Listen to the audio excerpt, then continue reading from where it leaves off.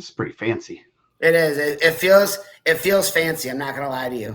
A lot more fancy than the other one. So we are back 3 days in a row. We're gonna go 4. Got the notification that we went live.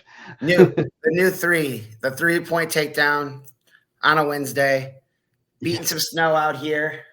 Yep, starting to snow here and slick out here. I had to put my truck into 4-wheel drive to get up the driveway when I got home today. So, yeah. I think so, Kim yeah, is supposed to move her car on the street. We get tickets if we have our car on the street, so she's heading out there right now. They're putting tickets on cars? Yeah, man, and we live in a subdivision with a bunch of police. Jeez, man. Some high-class neighborhood there. Top flight secure of the world. Yep, you got to keep the streets clear. For the plows, man, we want to get this thing plowed. Yes. Well, you just need salt down, at least around here. That's what we need. So we are going to talk Newcastle. Yes. We're open to all Newcastle nicknames. Yes. There's no good Newcastle nicknames. The Castle. There's no. I mean, it used to be big. Newcastle used to be a big Chrysler area. Nothing there. So, Chrysler's not big there anymore. So we're gonna call it the LeBaron semi-state. Drop top LeBaron. They used to have a. They called the Rose City because they used to produce a bunch of roses. Then a tornado went through there and destroyed all their rose crops. The NC semi-state. Yes. So, man, anyone talking today? Oh, we got 24 people. We can see. I don't know. Can you see the numbers at the top? No. Okay. I can see the time and the. I can see time and live. Yeah. Okay, so there's a little eyeball. We got 24 people on. So we're gonna try to do a quicker recap of the regionals. Try to stay on track. Less rants. Yes. Burnt a half hour last night of my life. Yes. Yeah. So yeah. We're not afraid to rant. Passionate rants. Yeah. Yeah. I think man, I got a lot of messages saying I bet you ruffled a lot of feathers, and that wasn't what I was trying to do. No, I love talking youth wrestling. I love youth sports. I'm obviously getting into it pretty heavily with my son, and trying to the worst thing with youth sports. The worst thing with youth sports is you never know if you do a good job until they're 18, 20 years old. So you don't know if him wrestling 200 matches a year is going to work, or him wrestling 20 matches a year is going to work until it's over. So let's Newcastle. I like that. Newcastle. Yeah. So the first regional on the list that we're going to cover, we're going to try to cover these a little quicker. Obviously we don't need to double down, and we'll talk some big other matchups of the regional, the team title, and then once we get to the semi-state, I think it'll be a little bit easier to hit on those. Yep. I got North Montgomery up. North Montgomery. So Westfield with their first regional title in their school history. So congrats to them. They I like those guys, man. Yeah, they're good guys. They have a real good team, and they're real young. I think they have, from talking to Coach O'Neill, giving you a bit of honey. You better have some bit of honeys next week. I bet they're having a bit of honey party at the Newcastle semi-state. Yeah. Do you think for Valentine's Day he gives out bit of honeys? I believe so. That's right. Happy wife, happy life, right? Yes.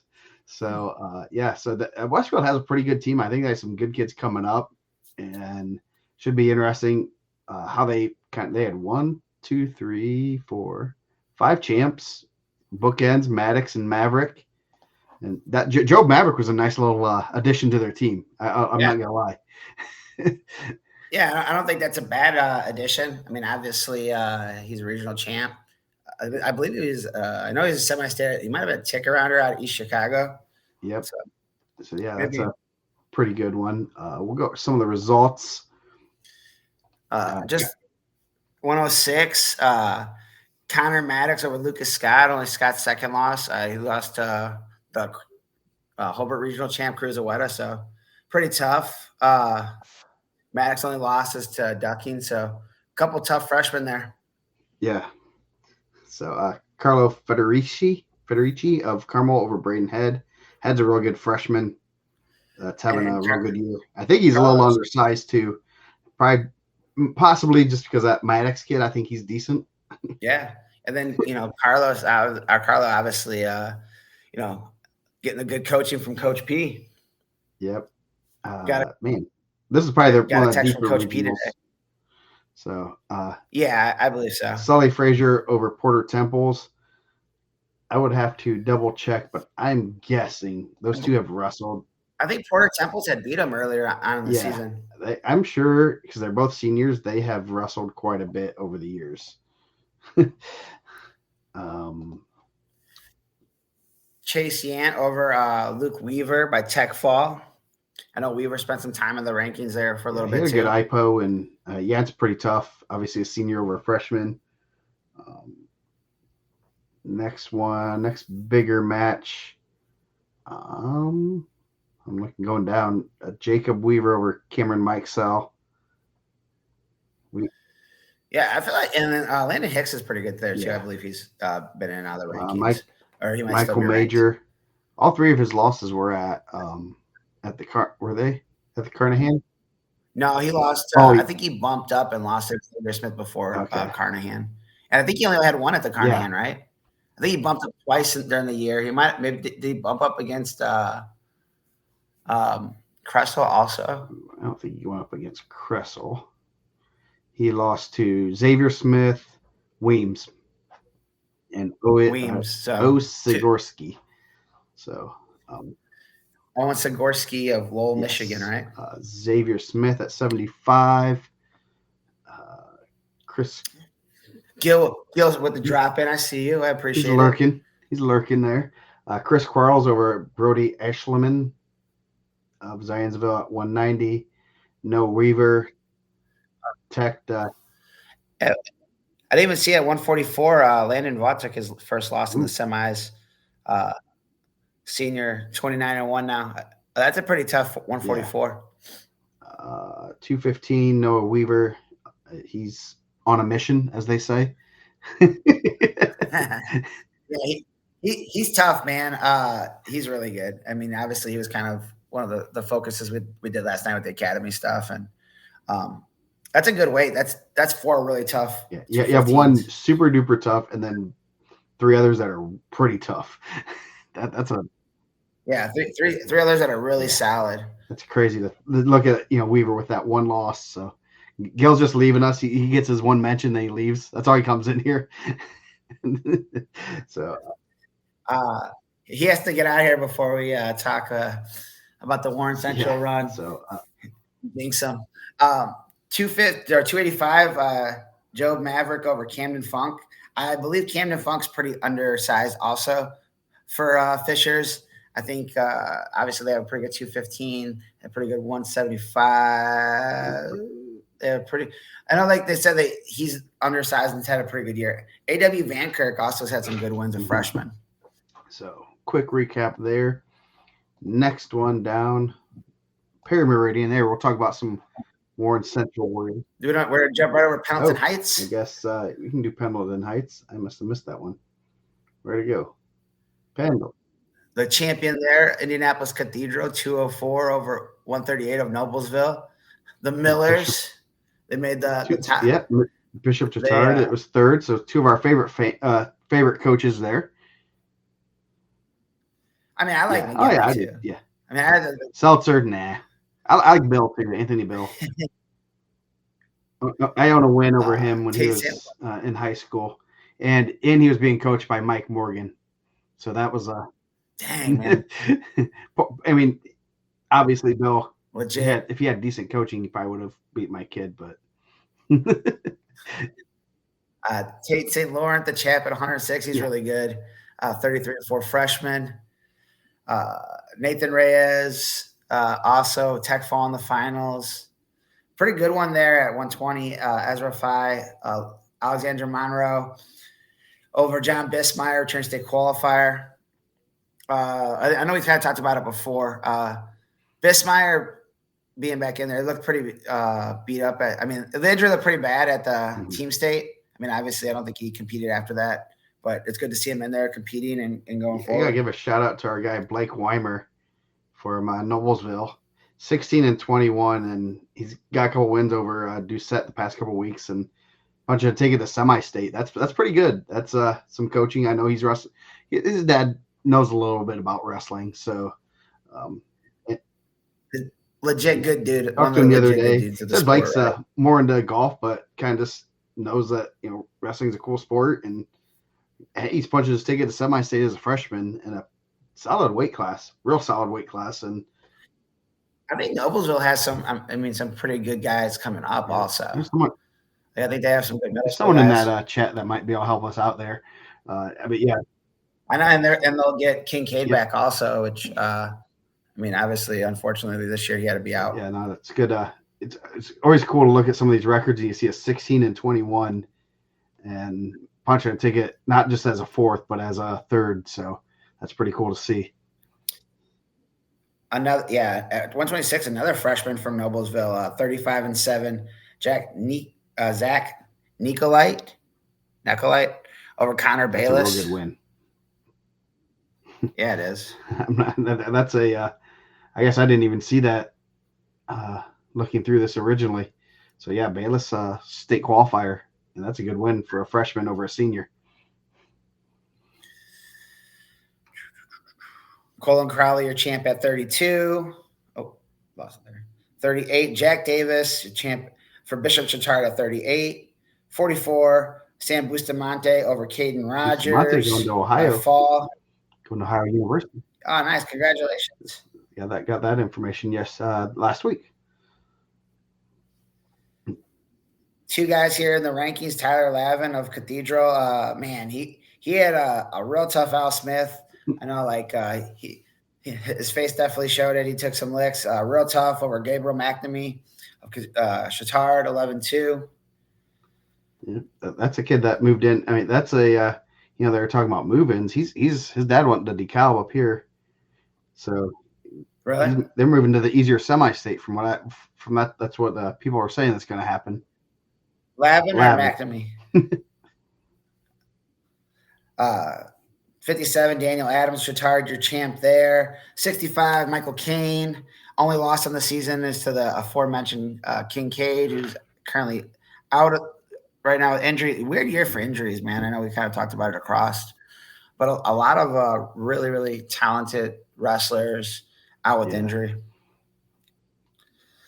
William Warford, 31-3. He's your regional champ of Tipton High School. Kyle Harden, he's really good at wrestling. His dad, pretty good in the grill. Your champ at 190, 33-2. 215, Cale Metzger at Noblesville. Sophomore, 20-21, your regional champ. That's pretty good. How many times have you seen a regional champ with a losing record? After he just won 3 matches. Yeah. Man, I miss Josh Kane. That's pretty.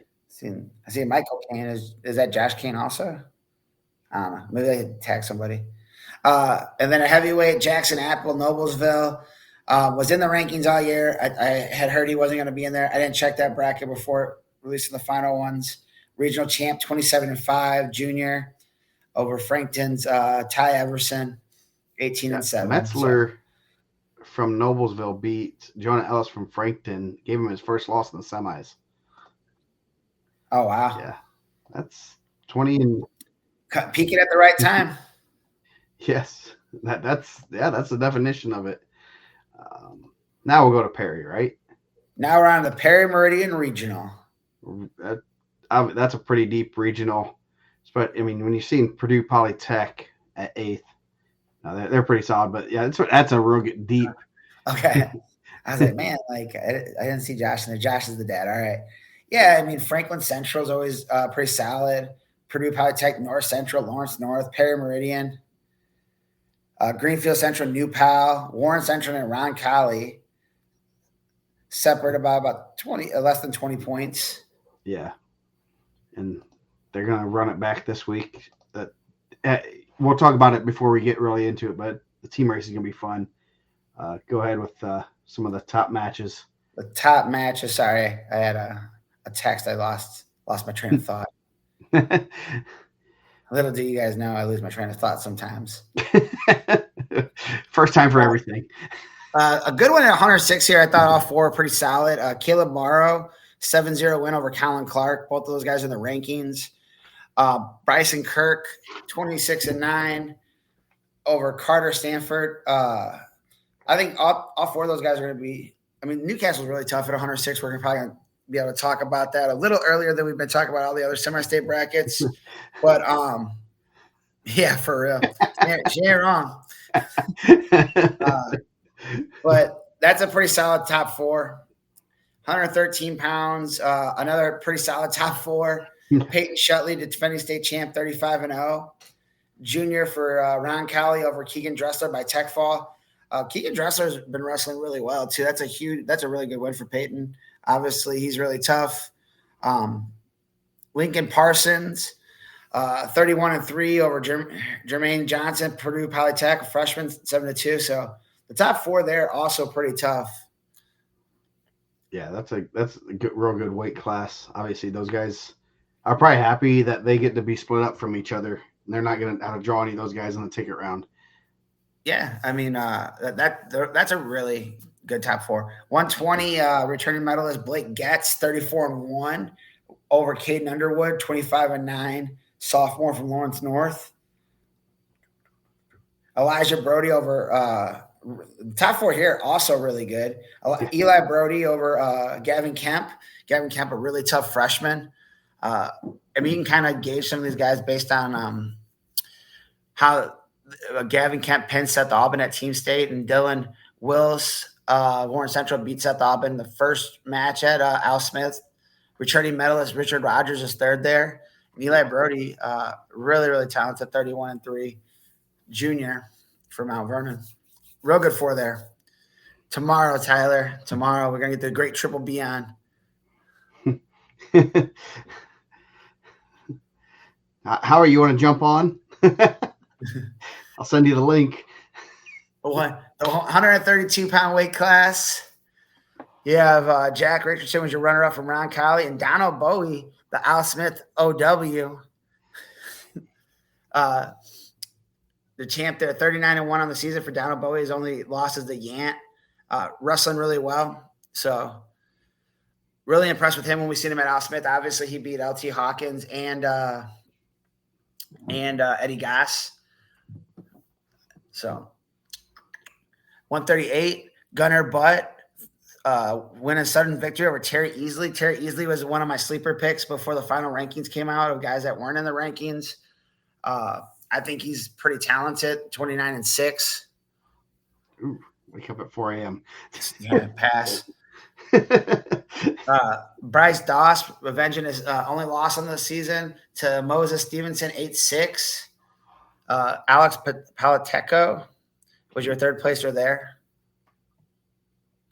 150, Silas Foster over Jesse Franklin. Jesse Franklin, I believe, only has 2 losses by fall. Aaron Durham, another real talented, and Robert Dotson, that's talented top 4 there.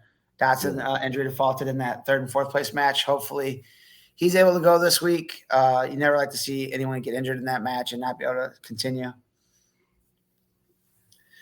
157, Christian Arbery, returning state medalist, 34-3 over Brady Bryant of Shelbyville, 37-7 junior by fall.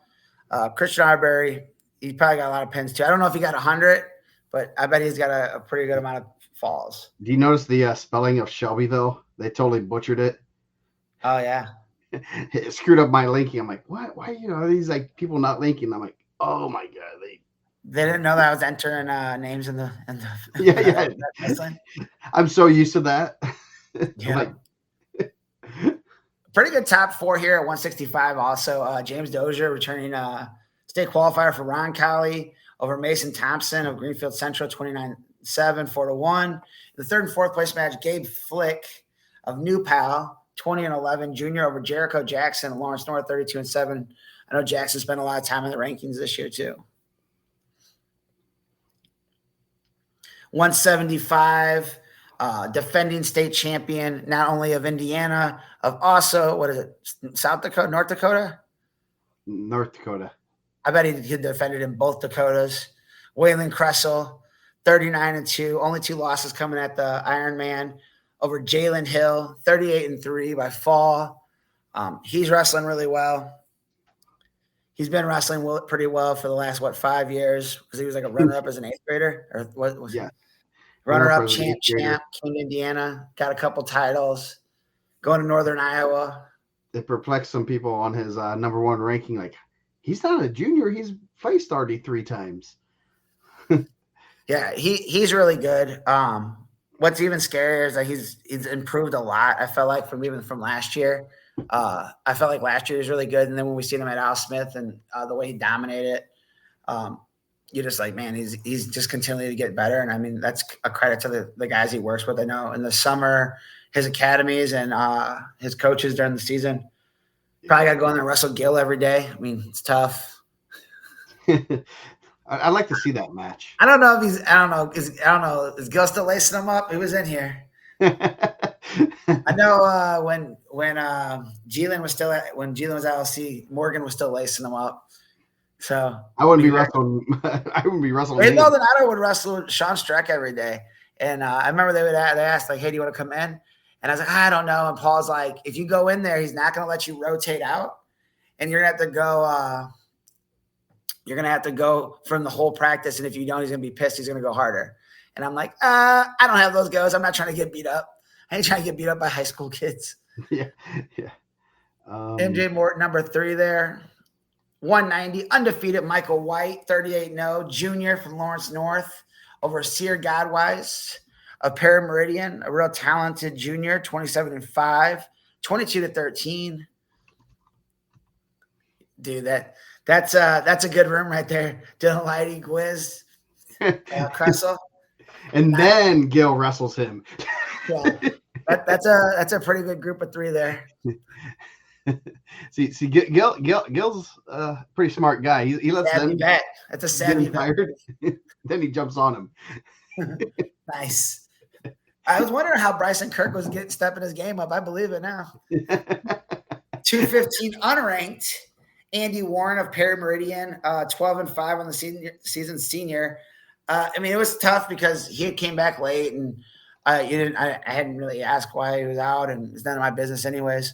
But he's ultra talented, ton of good youth results, summer results over Colin Wetzel. Only Wetzel's 3rd loss on the season, 4-2. Tristan Lanham of Greenfield Central was 3rd. Antonio Cisneros Rodriguez of Purdue Polytech Downtown was 4th there. So a pretty good top 4 there. Nice. Fought in the UFC. His dad fought in the UFC? Yeah. Pretty good. And then at 285 pounds, William Blessing of New Pal, 18-4 on the season, sophomore, over Jakari Markey, who I was told very early in the season, don't sleep on him. By the end of the year, he's going to be a problem. Runner-up at the regional. I believe he's pretty young. So I didn't take good advice and get him in the rankings. That's on me. And then Zach Blevins of Greenfield Central, senior, 28-5, was 3rd there. I know he spent some time in the rankings. And John Steinhofer of Franklin Community has had some really good wins this year too. So yeah. Markey pinned Blevins. According to the bracket, it's in 0 seconds. That's pretty impressive. That's it. He's working with Gwiz. Yeah. If you look a little bit deeper, it appears it was in overtime. Oh. But hey, well, 0 seconds pin. The easy button. Yeah. So in our final regional in the Newcastle semi-state, number 4 we're talking about, but number 1 in our hearts, the Richmond Regional. Yes. Won by East Central, 145 to Milan's, or was it Milan or Milan? Milan, I believe. Is it Hickory? Hickory. 110, yes. 110.5. Newcastle was 3rd. So yeah. You want to go over those ones? Yeah. Jump out at you. Yeah, your champ at 106 pounds. We're staying undefeated. We talked about it during the Fort Wayne show. only the second undefeated 106-pounder left in the state brackets. Heather Crawl, 41-0, 41-0. 113, Cole Freeze, Franklin County, who I felt like has been there for a long time. He's a senior, 26-2. Over Isa Gardner, 33-3. Also a guy I feel like there's been there for a long time. Both those guys, I feel like have been on the watch list for a long time. Blake Hunt, your champ at 120 from Rushville Consolidated. 126, a pretty good one. 2 medals going at it. You had Braden Volts of Eastern Hancock, 34-2, over Matthew Baylor, 40-1, 11-1. That was Baylor's first loss on the season. Those 2 guys, both medals in the championship match there. 132, Tylen Thrine, 31-2. His 2 losses came at the Carnahan over Colin Troyer by Tech Fall. Kind of a late move down for Thrine. I'm excited to see the Thrine and Bowie possible match this weekend. I think stylistically it's a pretty interesting matchup.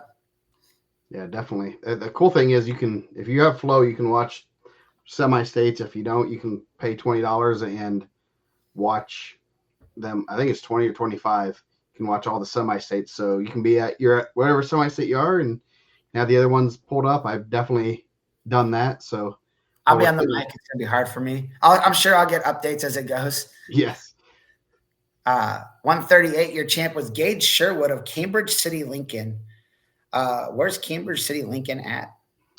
I can tell you, I have to. It's Cambridge City. It is straight west of Richmond, and it's the home of Poor Jack Amusements. Okay. They come to the DeKalb County Free Fall Fair with the games and rides and everything. We're not ranking anything tonight, but what was your favorite fair ride growing up? Ooh, fair ride. The Gravitron. Gravitron? Hated the Gravitron. I used to like the Tilt-A-Whirl. Tilt-A-Whirl was my go-to. Yeah. What's your favorite fair food? Fair food? Ooh. Man, fair food. I like fried Oreos. Those are I was going to say fried vegetables. I like fried vegetables. Yeah. Oh, but steak and bits also. I like the Chuck Wagon. Lake County Fair, pretty decent. What's that? It's just like steak and potatoes. Oh, in the like pita bread? No, it doesn't even come in pita bread. Just a soggy, like cardboard thing that gets all greasy. Yeah. And I like corn. I like the corn roasts. Yeah, they have and a lemon shake up. Elephant ears. Oh man, elephant ears. I messed up. Mark Hidalgo, a good elephant ear funnel cake. Yeah, in Fort Worth, at the DeKalb County Free Fall Fair, they have. Why is it called the DeKalb County Free Fall Fair? Because it's free. You don't have to pay to get in. Oh, it's free in the fall. I thought you guys were like. I thought you guys were like Tom Petty over here. Yes. Tom Petty comes and plays every year. Well, he's not coming anymore. He'd be a zombie, but. Yeah, we. So they have like the steak and potatoes, and then it's like on a pita bread. It's really good. They have a steak place that's always busy. Where else? Let's see, man, they have a lot of. The DeKalb County Fair is pretty good. It comes with a camel menthol on the side. Yeah. Oh, so you've been to Festival of the Lakes too. Nick must be heading up north during the last weekend in September. Man, as you gotten older, did you ever feel like you took your own life in your hands when you were riding these rides? Oh, I actually didn't go on very many rides after a while. Like after a certain point, I'm like, I really don't want to spend the money on this because I see who's putting these together, and they haven't. I'm not saying that I trust the way they putting these things together, and these things are going pretty fast.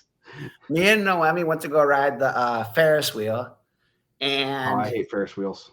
The dude that was working the Ferris wheel was like a dude from like South Africa or something. I don't know. Actually, I know he's from South Africa because there's a dude that we know that's from South Africa that knew them. And Noemi was like getting ready to go. I'm like, hey, stay back. He's like, where are you from? And I'm like, what? He's like, your accent. Where's your accent from? I'm like, what? Like here. And I'm like, it messed me up, man. I had to like ask people for like a couple months. Like, do I sound like I'm from another country? Like, what does that mean? Oh, so shoot. I need to have you say something. What is it that we always, the kids always tease my wife about, oh geez, what does she say that we're like, you're saying something different? It's like, no, crap, what is it? I have to ask her now. You threw me off because she has a Chicago accent in certain things. Some things, yeah. Some things I catch it too. Yeah. You say come with? Come with? That Glen Park Are you going to come with? You going to come with? I don't know. I feel like we say Chicago weird. Like if you say Chicago a certain way, you can tell if they're by Chicago. Yeah. So, the fair, the DeKalb County Fair is awesome. Sounds like it's free.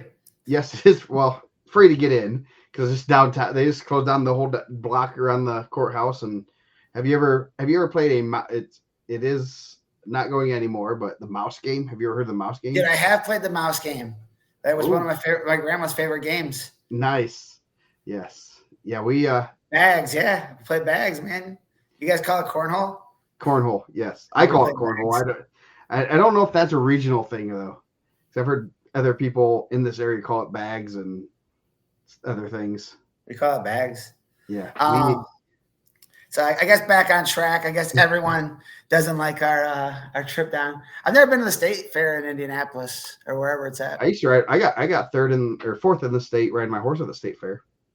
Dude, you're gonna break some news right now. Tell them, man. State horse riding place winner. Yes. Yep. Hey, got fourth in the state. I was a state champion bowler also.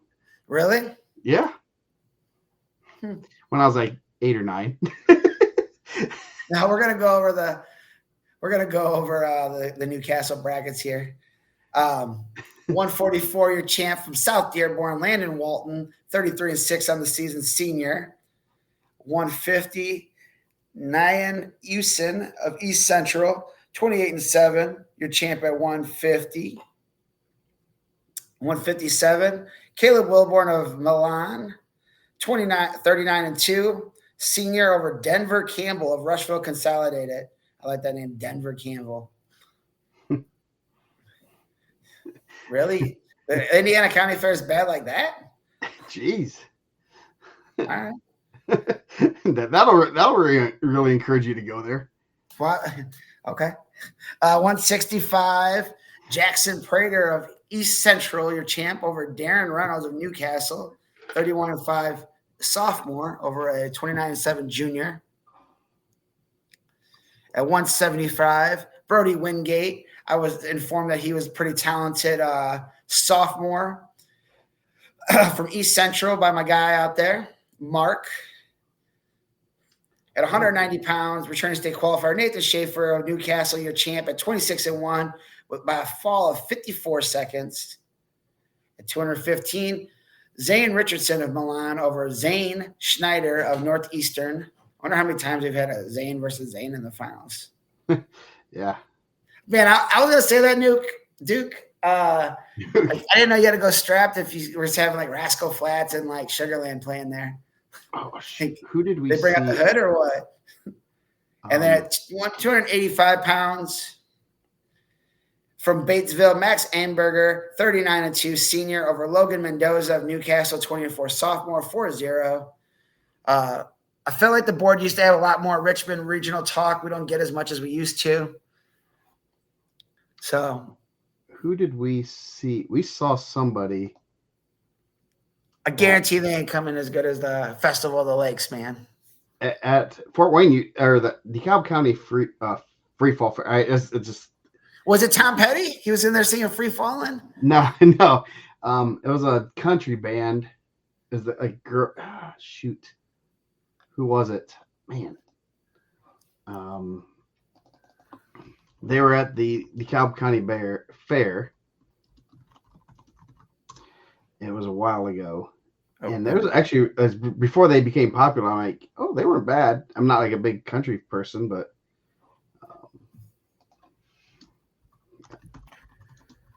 I mean, you gotta hit up the Festival of the Lakes. Talk to Chris Stoika, the coach at Griffith. He can get you some premium parking. I think Nelly was there last year. You can go see Nelly. You ever seen Nelly live, Joe?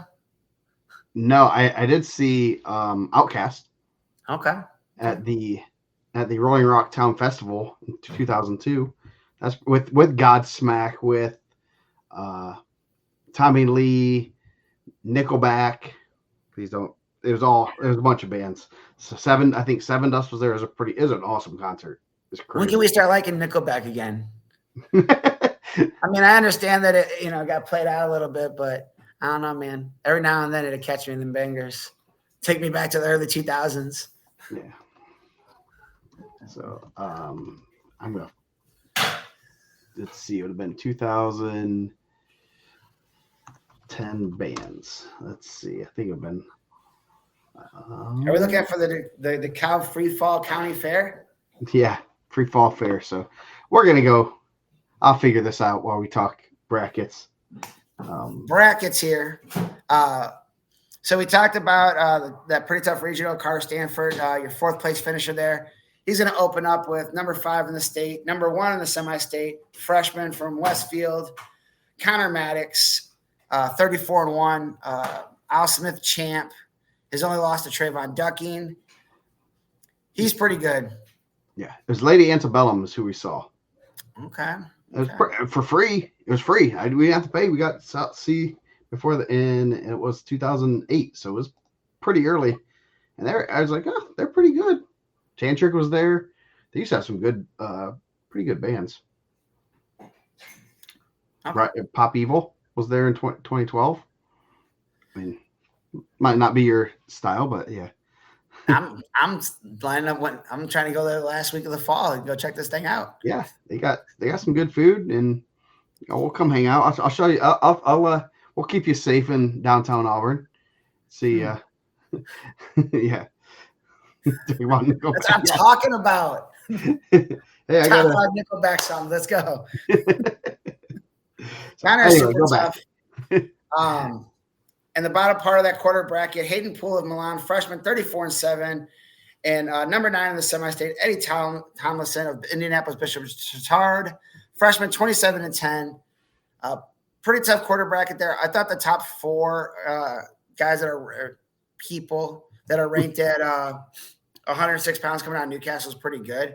I'm hoping that they don't hit Evansville. I think that would be a travesty if Evansville and Newcastle hit Friday night. I think those are probably 8 of the best.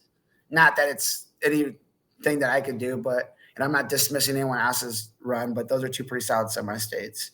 Yeah, exactly. And you definitely want Evansville versus East Chicago, right? No. That's not what I want, sir. But I have some friends that are going to be there. No. So at the next quarter bracket, you have Kai Kohi of Noblesville. I'm sure I butchered that. But that's a pretty cool name. A freshman, 29-16. And Briggs Tackett of Rushville, a sophomore, 31-5. First match of that quarter bracket. And the winner of that will have Cale Betty of Hamilton Southeastern, a freshman, 20-13. And returning state qualifier, 26-1, Caleb Morrow of Indianapolis Lutheran. His only loss, I believe, is to Peyton Shutley up at 113. He's number 3 in the state, number 3 in the semi-state. Again, pretty solid quarter bracket. 1 state-ranked guy. Luckily, all the state-ranked wrestlers, I believe, in the Newcastle semi-state at 106 pounds were all regional champs. Well, here's one that's state-ranked that's not a regional champ. Well, the top-ranked ones were regional champs. Yeah. And they're all separated, so didn't have potential. Unless there was an upset, there would have been some crazy matches. Yeah, the next quarter bracket down, you have, Tiga Koyanaji. I'm sure that's butchered also. You have to get the enunciation in there. I would appreciate it. A senior at 106, which is always pretty tough, of Crawfordsville, 21-7. And they'll have Parameridian's Colin Clark, number 16 in the state, number 5 in the semi-state, a sophomore, 25-9. The winner of that will have the winner of Grant Horning of Lapel, freshman, 13-7, and undefeated Heather Crawl, couple-time state qualifier, 8 in the state, 4th in the semi-state, looking to get on the stand for the first time. Again, it's going to come down to matchups. She was a semi-state runner-up last year. She's pretty tough. Yeah, she's had a real good year, dominating everybody. I would Really good career. yeah. So she has a world medal. She has a world Wrestled at bronze medal. wrestled at the Who's Number One this past year. Yeah, she's tough, and kind of curious where her and Ocampo end up for college, because that's going to be kind of cool to follow them. Koyunuchi. Thank you, man. Yeah. I still probably butchered that. My Saudi not great either, but I'm happy we don't have to run it back right now and do that one. If he qualifies for state, I'm definitely gonna put it into my Google Translate and get that. If he qualifies for state, I'm going to make sure Coach Gable's pronouncing that name. Yes. So in the bottom quarter bracket, pretty good first round match right here. Bryson Kirk of Warren Central, freshman, 26-9. He's been hand fight with Coach Gill, so he's probably got elite level skills of defense. Not ranked in the state, and he'll have number 6, 19th ranked in the state, Lucas Scott, sophomore or freshman from Southmont, 35-2, 2 losses, one to Cruz Aweta of Lake Central at the Trikoff, and his other one this past weekend to IndianaMat. And then the winner of that will have number 10 in the semi-state, Carson Weiler of Batesville, freshman, 34-8, and really talented freshman, 7th in the state, number 2 in the semi-state, Tate St. Lawrence of Indianapolis Cathedral. I've been super impressed with him. I think he kind of had a tough time at Al Smith. Came back at Team State, had a really good Team State. He's incredibly good. So that'll be interesting. So you got 7, 8, 3, and 5 in the state that were regional champs. Tate is really good. They were a pretty good backup there also. Jackson Lavin wasn't able to get in the lineup over there. I mean, you got a really tough 6, really tough 13. I think he's pretty small. I think he's going to be in the mix next year. I wish they would just let us rank the regional champ or semi-state champs so we can kind of separate it pretty evenly, but they don't let us do that. They like the blind draw system. So they would be, so their highest rank one would be number 3 or 5. So one would be Fort Wayne. Ethan Bayless the backup too. Ken's right. They had some really talented smaller guys there at at Cathedral. So one would be, let's go take a look at these. How would we rank them? Because last year, well, I think you would have to have we talked about this before, and I've talked about it for semi-state. I talked about it for state ad nauseum. But you would have to have a pretty simple ranking system because they're not going to sit there and have a seating meeting. I think you'd have to have highest returning placer, head-to-head. Or head-to-head would be the top. Highest returning placer from there, and then go like that, separated down. Yeah, you'd put Ocampo would be number 1 most likely. Yep. I'm saying Ducking probably wins down south just because he's won the past couple weeks. I mean, I think it's gonna be tough. That semifinal, him and Daniel Brown's had a pretty good rivalry. We'll talk about that tomorrow in the semis. It seems like Daniel Brown's had a lot of trouble with Case Bridge and less trouble with Ducking there, but Ducking's wrestling really well. Yeah, so then you have like a Morrow or Maddox. Maddox would be over Ducking, but Ducking would be over Maddox. And then 4 would be Maddox would be over Brown, but Ducking would be over Maddox, right? Yeah. But either way, those two would be 2-3, and they would wrestle first round. Because that'd be 2-3, right? Or no, I guess it would be 1 and 4. Well, it'd be on the same side, so yes, they would wrestle first round. So if you're talking Morrow, if he wins it, he's a returning state qualifier, so then he would kind of jump with the state experience. His only loss is a loss up at 113. Yeah. So either way, that's how it works. Yeah, 2-3 would be on the same side. They'd be in the semis, which would mean their 1s and 4s would wrestle, 2s and 3s would wrestle on the other side. Yep. So maybe that's not good. Nope. We'd probably get the 4 best in the semifinals, I'd hope. Yeah. So 113. We'll go up there. Pretty tough draw. I think this is a pretty tough ticket round match. A couple seniors down at the bottom of that quarter bracket. Kane Hopkins of South Dearborn, a junior, 33-8. He'll have number 9 in the state, number 4 in the semi-state. Keegan Dressler of Southport, a senior, 31-4. I think he's pretty talented. I think he's had a really good season. Unfortunately, he draws into another really tough senior at the top part of that quarter bracket, number 5 in the state, number 2 in the semi-state, Nathan Reyes of Indianapolis Cathedral. He'll have Dane Van Velderhuizen of Zionsville, first match, 19-16.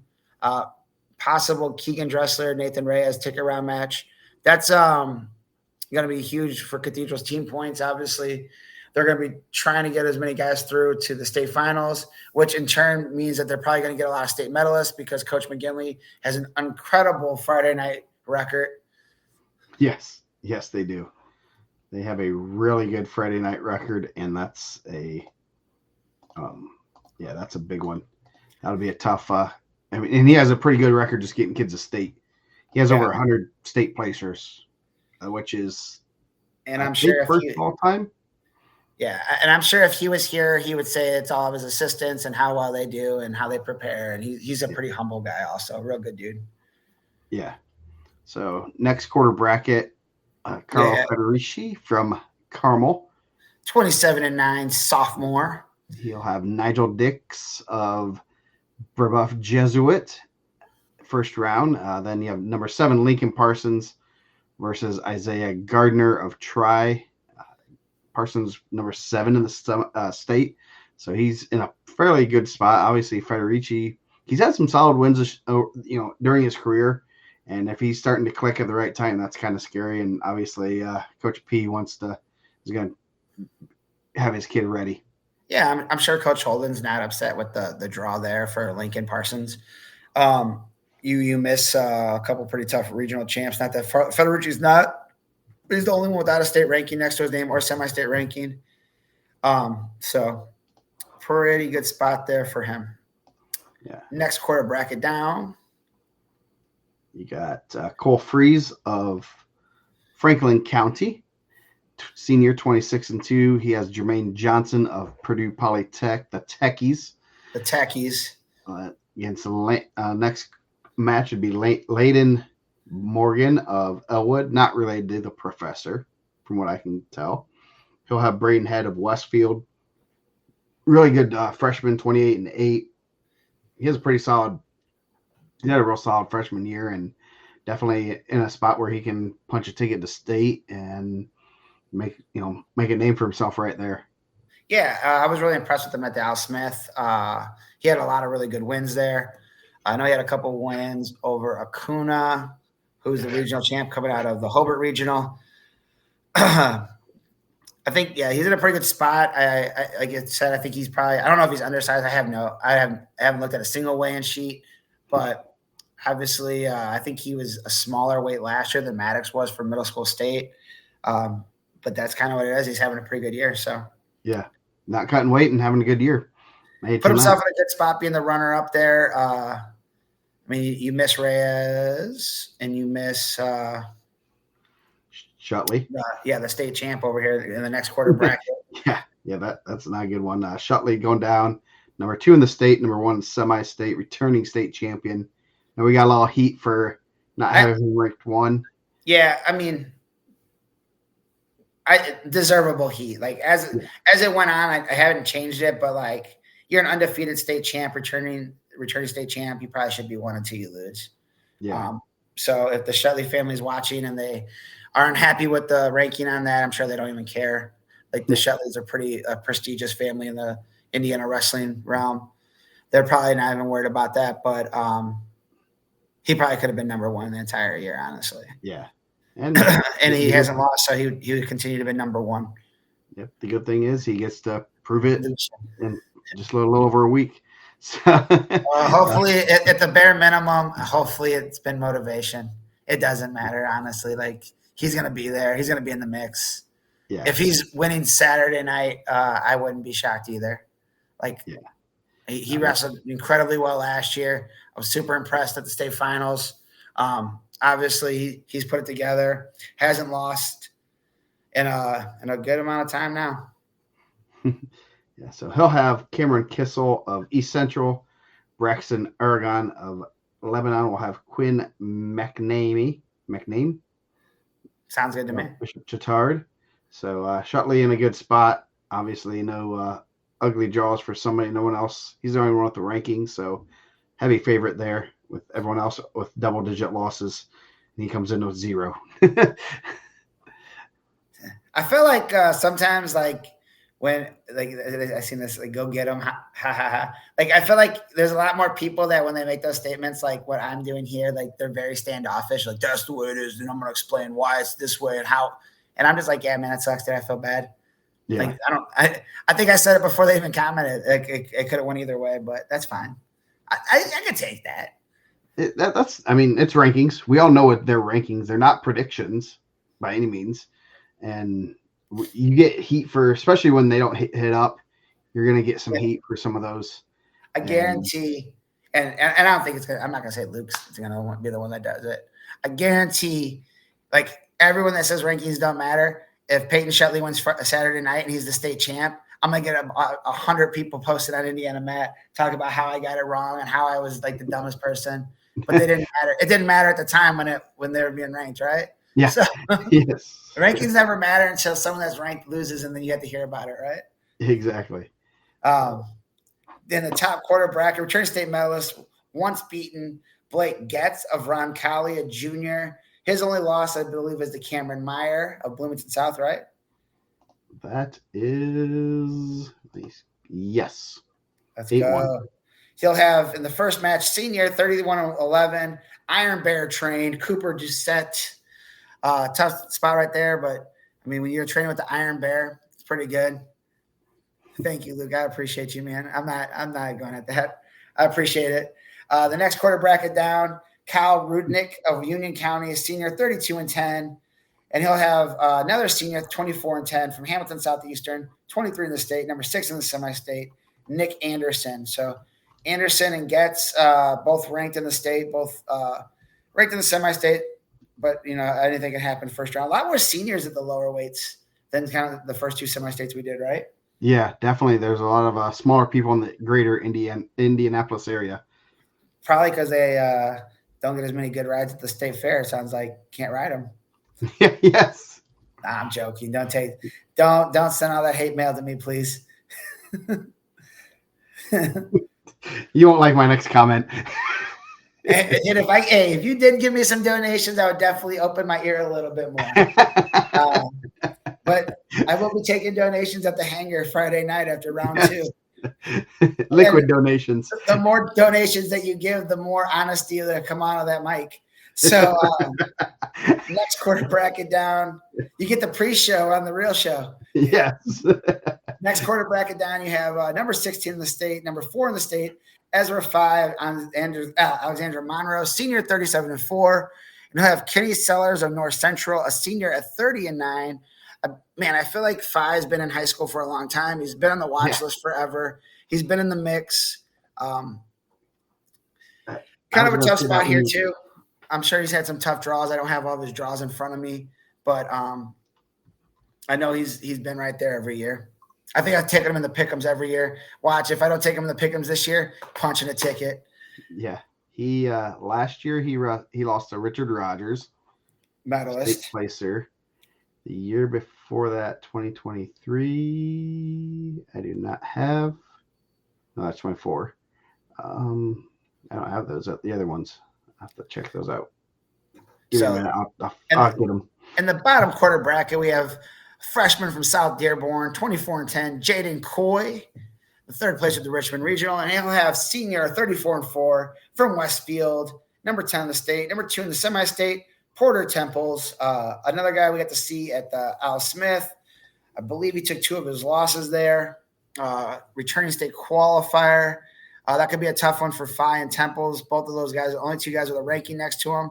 And I always trust what Howie does. So if they're ranked, they're probably going to be the matchup. Yeah. If you're one of the other 2 guys, I'm sorry, I didn't mean that. Sophomore year, he lost to Bryce Doss in the first round. Pretty good. Yeah, so that would have been 2023, 2021. They had to do it this the old-fashioned way because his name wasn't linked anywhere. Let's see. He was at 106. He had a real good year his freshman year. And I do not see him in the bracket there, so he might not have made it to region semi-state. So next quarter bracket down, you got the Richmond Regional Champ from Rushville, junior 30-6, Blake Hunt. And first match, he'll have not ranked in the state, spent some time in the rankings. Number 8 in the semi-state, Owen Ingalls of Fishers, a junior 25-12. He's had some really good wins this season. I know he had a win over Daniel Mata at the Trikoff. And then the bottom part of that quarter bracket, you have talented freshman we already talked about from Noblesville, talented golfer Blake Weimer. And he'll have first round, not ranked in the state, number 10 in the semi-state, Caden Underwood of Lawrence North, a sophomore 25-9. Underwood and Ingalls, the only two guys ranked in the quarter bracket there. Ingalls is a 4 and Underwood is a 2. Pretty good spot there for those guys. I'm sure they kind of missed a couple tough draws. Yeah, Weimer actually put himself in a good spot there. To tell you the truth, winning there, he's in a good spot to wreck some. Go to state with a losing record. Have we ever had someone with a losing record? Danny Abu Shihab, right? Wasn't he? Was that a losing record? Or is he just above 500? He was like 20-18 or something, I think. Danny Abu Shihab of Mishawaka. Yeah, circa 2005. Those records. I think some of the records are off, but yeah. Bottom quarter bracket here. Starting off with the North Montgomery Regional Champ, number 15 in the state, number 3 in the semi-state, Sully Frazier of Zionsville. He's a senior. He's 28-7. He'll have freshman from East Central, 25-11, Jackson Fileman. On the bottom part of that bracket, you're going to have Fabian Rodriguez of Southport, 19-9, and John Bismeyer, returning state qualifier, 18 in the state, number 5 in the semi-state, senior, 22-8. They might have hit at the Al Smith, but I'm not positive. They did. He beat Barnhart. Lost to Temples. No, they did not. So a couple state qualifiers going to be duking it out, possibly in the ticket round for a ticket to go back to Gainbridge Fieldhouse, a couple blocks from the house, it seems like. I mean, I don't know how far Zionsville and Cathedral. It's definitely closer where I'm coming from. Yes. They're probably not having to pay for that Thursday night hotel, right? Nope. That's going to be a good time, though. It's going to be a real good time. Next, at 126 pounds, returning state medalist, number 6 in the state, number 1 in the semi-state, senior, 33-2, Chase Yant. Fishers, he's the North Montgomery champ. He'll have a tough run right off the bat with Dylan Wills, 20-14, Warren Central. He's a gamer. Bismeyer 11-5. Thank you, Ken Jaw. That'll be a tough one. Will is tough, man. Solid, doesn't get out of position. Yant's incredibly tough. He gave Bowie his only loss. I don't know what the release for. Bismeyer or M-Town. Or Danny Abu Shihab and Darren Scott M-Town. I believe Nick Duke. I heard he's got a beautiful mind for wrestling. Yes. Yes, he does. Next quarter bracket, we have Brogan Rollman of East Central, a senior. He's 17-14. Oh, yep. And then we have number 23 in the state, number 7 in the semi-state, Connor Bayless, senior, 27-12.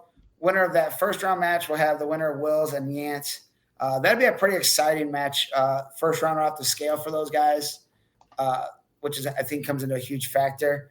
If you got a hard cut, basically back in the day, you didn't have to wrestle that first match. I don't think guys liked it. I think they like to get kind of get a match in. So we added the 4th. When was the first year we added the 4th place finisher? 2004? No, 2009. 2009. It's either 2009 or 10 because I know 2008 we had a 4th placer that didn't advance. So yeah, a lot of hurt feelings, and which I think there's a couple. That'll be my rant tonight.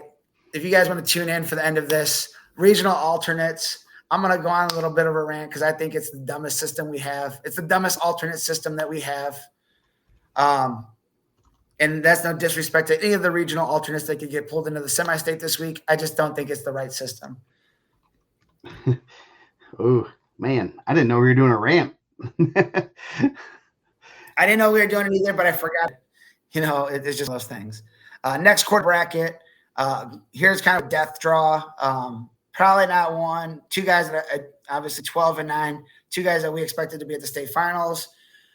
Number 9 in the state, number 2 in the semi-state, Eli Brody of Mount Vernon Fort Village, junior, 31-3. You have Aiden Smalley of Hamilton Southeastern, a senior, 17-14, first match. In the bottom quarter bracket there, you have Abraham Perez Hernandez of Providence, Cristo Ray, senior, 25-10. And he'll have former state medalist, number 12 in the state, number 4 in the semi-state, Matthew Baylor of Milan, a junior, got his first loss in the regional championship last weekend, and now have Brody for a ticket. Pretty tough spot there for those guys. Yeah, that's gonna be a good match. This whole weight has a couple good matches, so that should be interesting to see how this shakes out. Yeah, 26-6 were really tough at. I think 32 is pretty solid too, but 26-6 were really tough at Newcastle. Yeah. Next quarter bracket down, kind of another death draw here, depending on how you view death draws. Top quarter bracket, you have number 11 in the state, number 3 in the semi-state, returning state medalist Brandon Voles, Eastern Hancock, sophomore, 34-2, unranked last year to a state medal. He'll have Joseph Klauser of Tipton, a junior at 16-3 from Pendleton High, fourth placer. The bottom quarter bracket there, you have Dallas Simmons of Fountain Central, a senior, 32-5. And he'll have number 14 in the state, number 5 in the semi-state, talented freshman, 31-5, Gavin Kemp of Roncalli. Gavin Kemp having a really good freshman season, had a lot of big wins, helped his team win a team state title. That's going to be an interesting matchup. A couple of young guys there, sophomore and freshman, for a ticket. Kemp's dangerous. He's a very dangerous wrestler. Watching some of his stuff, been really impressed. He's exciting to watch. Yeah, that should be a real good one. Bulls really solid. Who is 2 losses to? Let's see, wrong weight class. One was early, right? One was early at like the John Hurley. We lost to Vandy Griff, and that's all I have. So if we have the second loss for Braden Voles of Eastern Hancock, go ahead and put that in the comments. Yes. John Hook's definitely correct. Gavin Kemp is definitely dangerous. If you don't agree with that, go back and look at the team state and watch him wrestle Seth Aubin, essentially helping Roncalli pull off that victory for the team state title. Scrolling on down here, you're going to have a couple of tough freshmen in there with the mix with a medalist, Zach Nicolite of Noblesville, freshman, 35-7. He's the Pendleton Heights regional champion. He'll have Liam Hubbard of South Dearborn, a junior, 27-8. And then the bottom quarter bracket, you have not ranked in the state, but number 10 in the semi-state, freshman, 32-10, Luke Weaver of Rossville, and he'll have returning state medalist, Franklin Central's own Richard Rogers, 18 in the state, 6 in the semi-state. He's exciting to watch too. He can hit some big moves. I know he had a couple losses to Kemp this year, so possibly Rogers kind of put himself in a good spot there where just kind of how the bracket falls, right? The only ranked guy in the state ranked guy in there. Not that doesn't mean anything at this point. Anything can happen in the first round, single limb, in the second round, single limb also. Yep. So that's he got a good spot there, and definitely will help him. I mean, he could have drawn into Voles or Yant. I think, Yant's so that's he got into the position he really wanted, but obviously Nicolite beat Bayless, so that could have. I mean, in theory, he was probably looking at it and saying, "Well, man, I'm not gonna if I get second here, I'm gonna run into someone really good," and ends up Nicolite with a pretty big upset, and so and match. Obviously, Nicolite beat Bayless, so he's pretty. You can't solid. overlook Luke Weaver that first match either. If you're looking past that ticket round and get stunned in that first round. Yeah, Weaver's going to want to join his brothers at state. 3 brothers at state. Has that ever happened? Were the Welches all 3 at state, or were the twins? Yeah, maybe. I mean, Luke might have been there when the twins were older. Yeah, it's pretty rare. If it is, it's pretty rare. Especially when they're not twin. Yeah. I would say if they weren't twins, it's really rare. Yeah, none of them are twins. So, Yeah. Yes. Congratulations to the Weaver family. You guys have a lot of kids. Like, did they have one in middle school also? They might. I Rogers and think there was. Brian Kincaid. Zach beating Zach twice this year, but Zach has a lot of funk, which is probably so. I think Richard Rogers has a lot of funk too. And we're not talking about the ringworm. Definitely do not want them to have funk this week. No, don't get skin checked, please. Yes. Someone almost got skin checked at the Crown Point Regional, but they had a note. Pretty prominent wrestler almost got yanked from the bracket. Ooh, that's never good. Moving on down at 132 pounds, a guy, one of my personal favorites. I think he scraps. He stays in the rankings all the time. Double-digit losses. Michael Weaver's a 7th grader, so yeah. Cullen Crowley of Indianapolis Cathedral, 23-10. That's a guy that I always feel like anytime I watch him wrestle, I always walk away impressed. He's probably one of the guys that I give him a little bit more leeway. All of his 10 losses, probably pretty talented guys. He'll have Connor Frazier of Centerville, senior, 29-10 on the season. So right off the bat, 2 guys with 10 losses. Cullen Crowley, 14 in the state, 4 in the semi-state. Bottom quarter bracket, 2 semi-state ranked guys. Jordan Franklin of North Central, a junior, 33-10. And Will Horoski of Fishers. I don't know if that's how you say his name, but that's how I've been saying it for a couple of years. So hopefully it's close. 23-14. So someone in that quarter bracket is going to the state finals with double-digit losses. So doesn't, get your matches in, doesn't matter. Just keep getting better every match, right? Yep. And Fishers all those guys wrestle pretty solid schedules, especially Cathedral, Fishers. I think Cathedral might have the 2nd or 3rd toughest schedule, and that's like every year. So it's not so that's just tells you that they don't care if they come in with 10 losses because they're going to be battle tested and ready to wrestle. He's really tough. Yeah. I think that he's real scrappy. I really like watching him wrestle. I think he's a guy, and I don't know what he'll do this year, but definitely next year I think he'll be in the mix. Yeah. Next quarter bracket, you have Thadian Alexander of Frankton, a senior, 29-8, and he'll have former state champion, number 1 in the semi-state, 2 in the state, a junior, 31-2, Tylen Thrine of Newcastle. His 2 losses were at the Carnahan. One was to Braylon Reynolds of Brownsburg, and the other was to the kid from Marist. What is his name? He's also a state medalist. He's like a Northern Regionals champ. Let me pull it up. Can't think of his name. If Joe Stanley's in the chat, I know I changed my fire alarm, so his dog should be all right.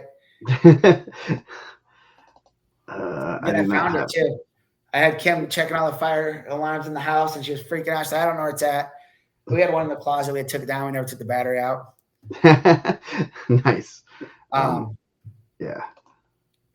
I don't. What was that guy's name from Marist? Who's the one who has the loss to him? Is it?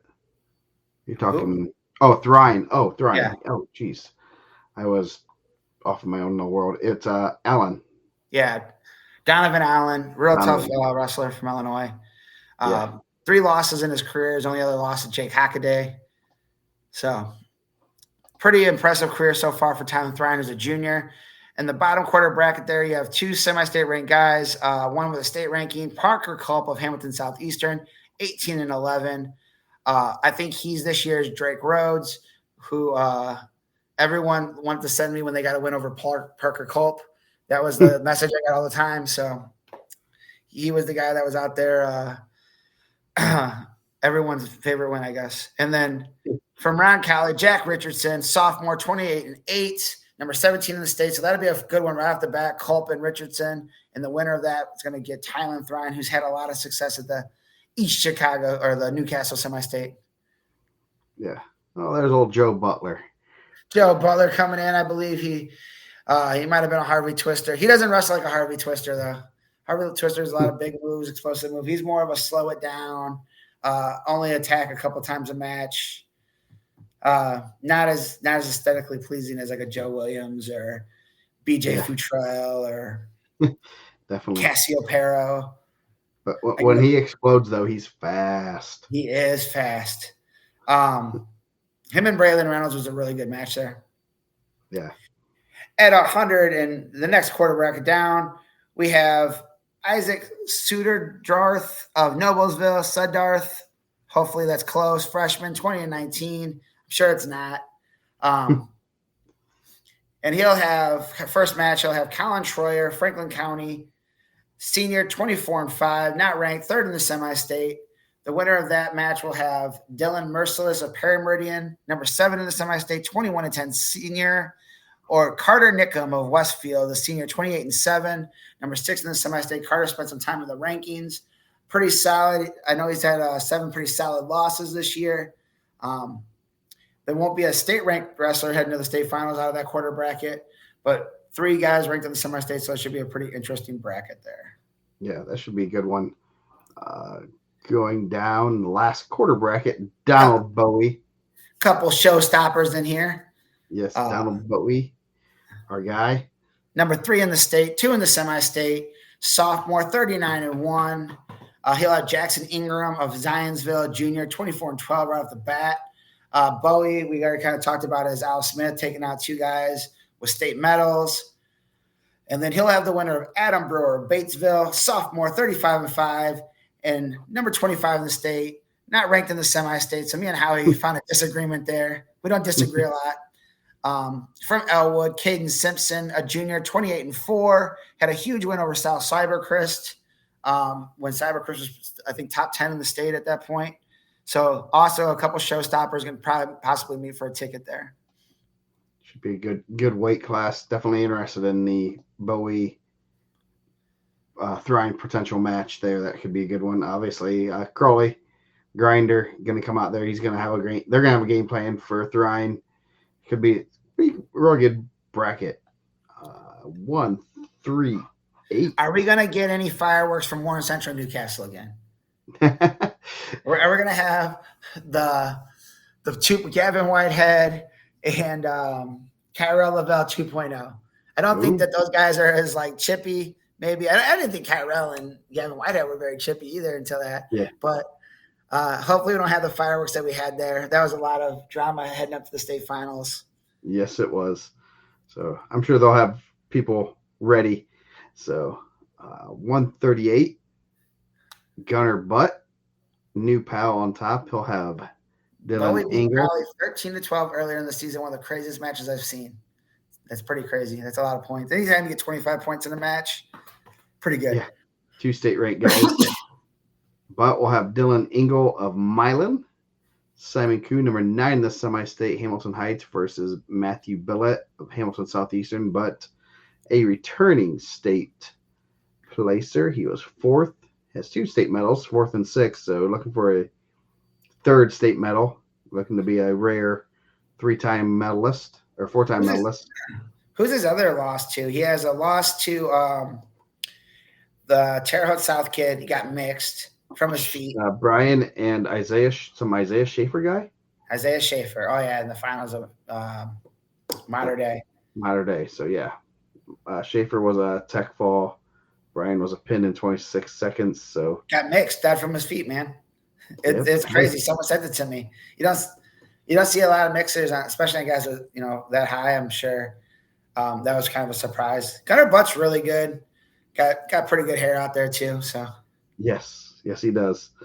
So that Newcastle, oh yeah, I remember that slam called Brevin Thrine, David Pearson tick around match.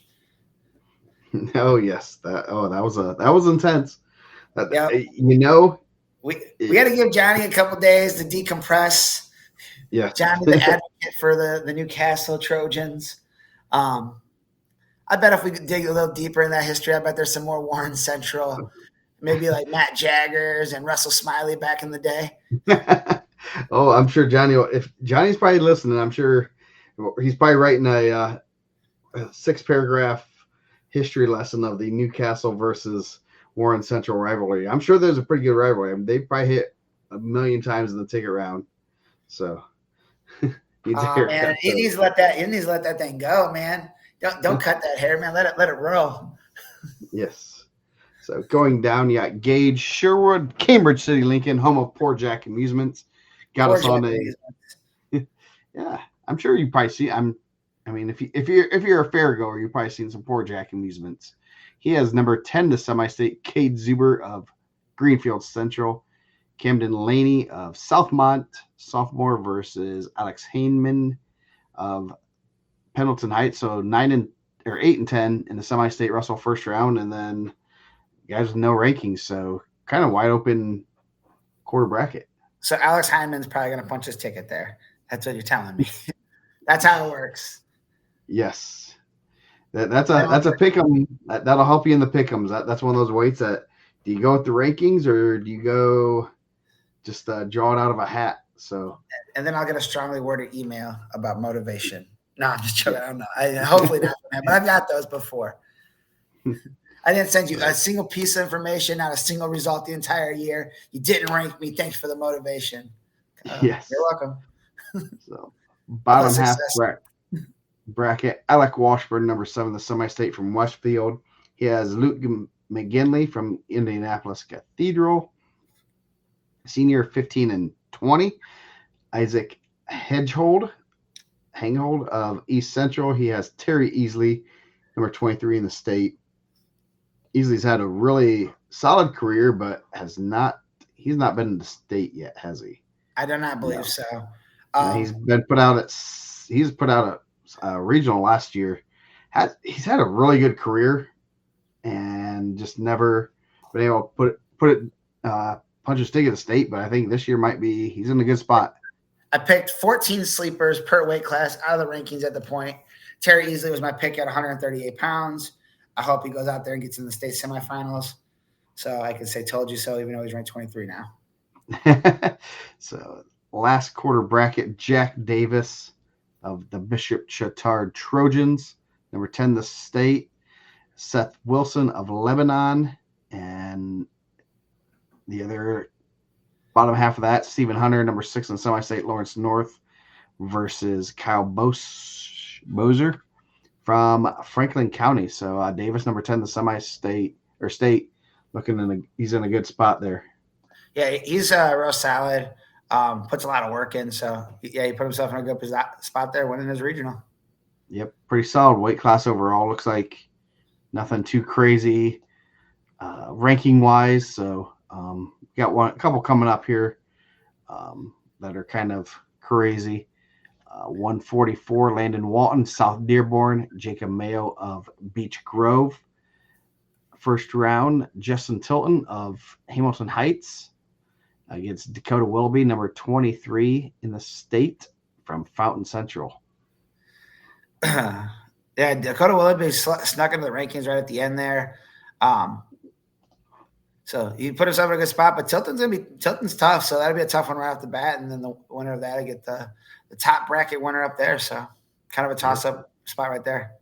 And then another new pal dragon, Bryce Doss, number 3 in the state, number 1 in the semi-state. He has Gus Golither from Hagerstown. Number 19, Landon Vault of Crawfordsville. He'll have Caden Rogers of Cathedral, who's only a sophomore, a losing record, but Rogers' I believe his brother was pretty good.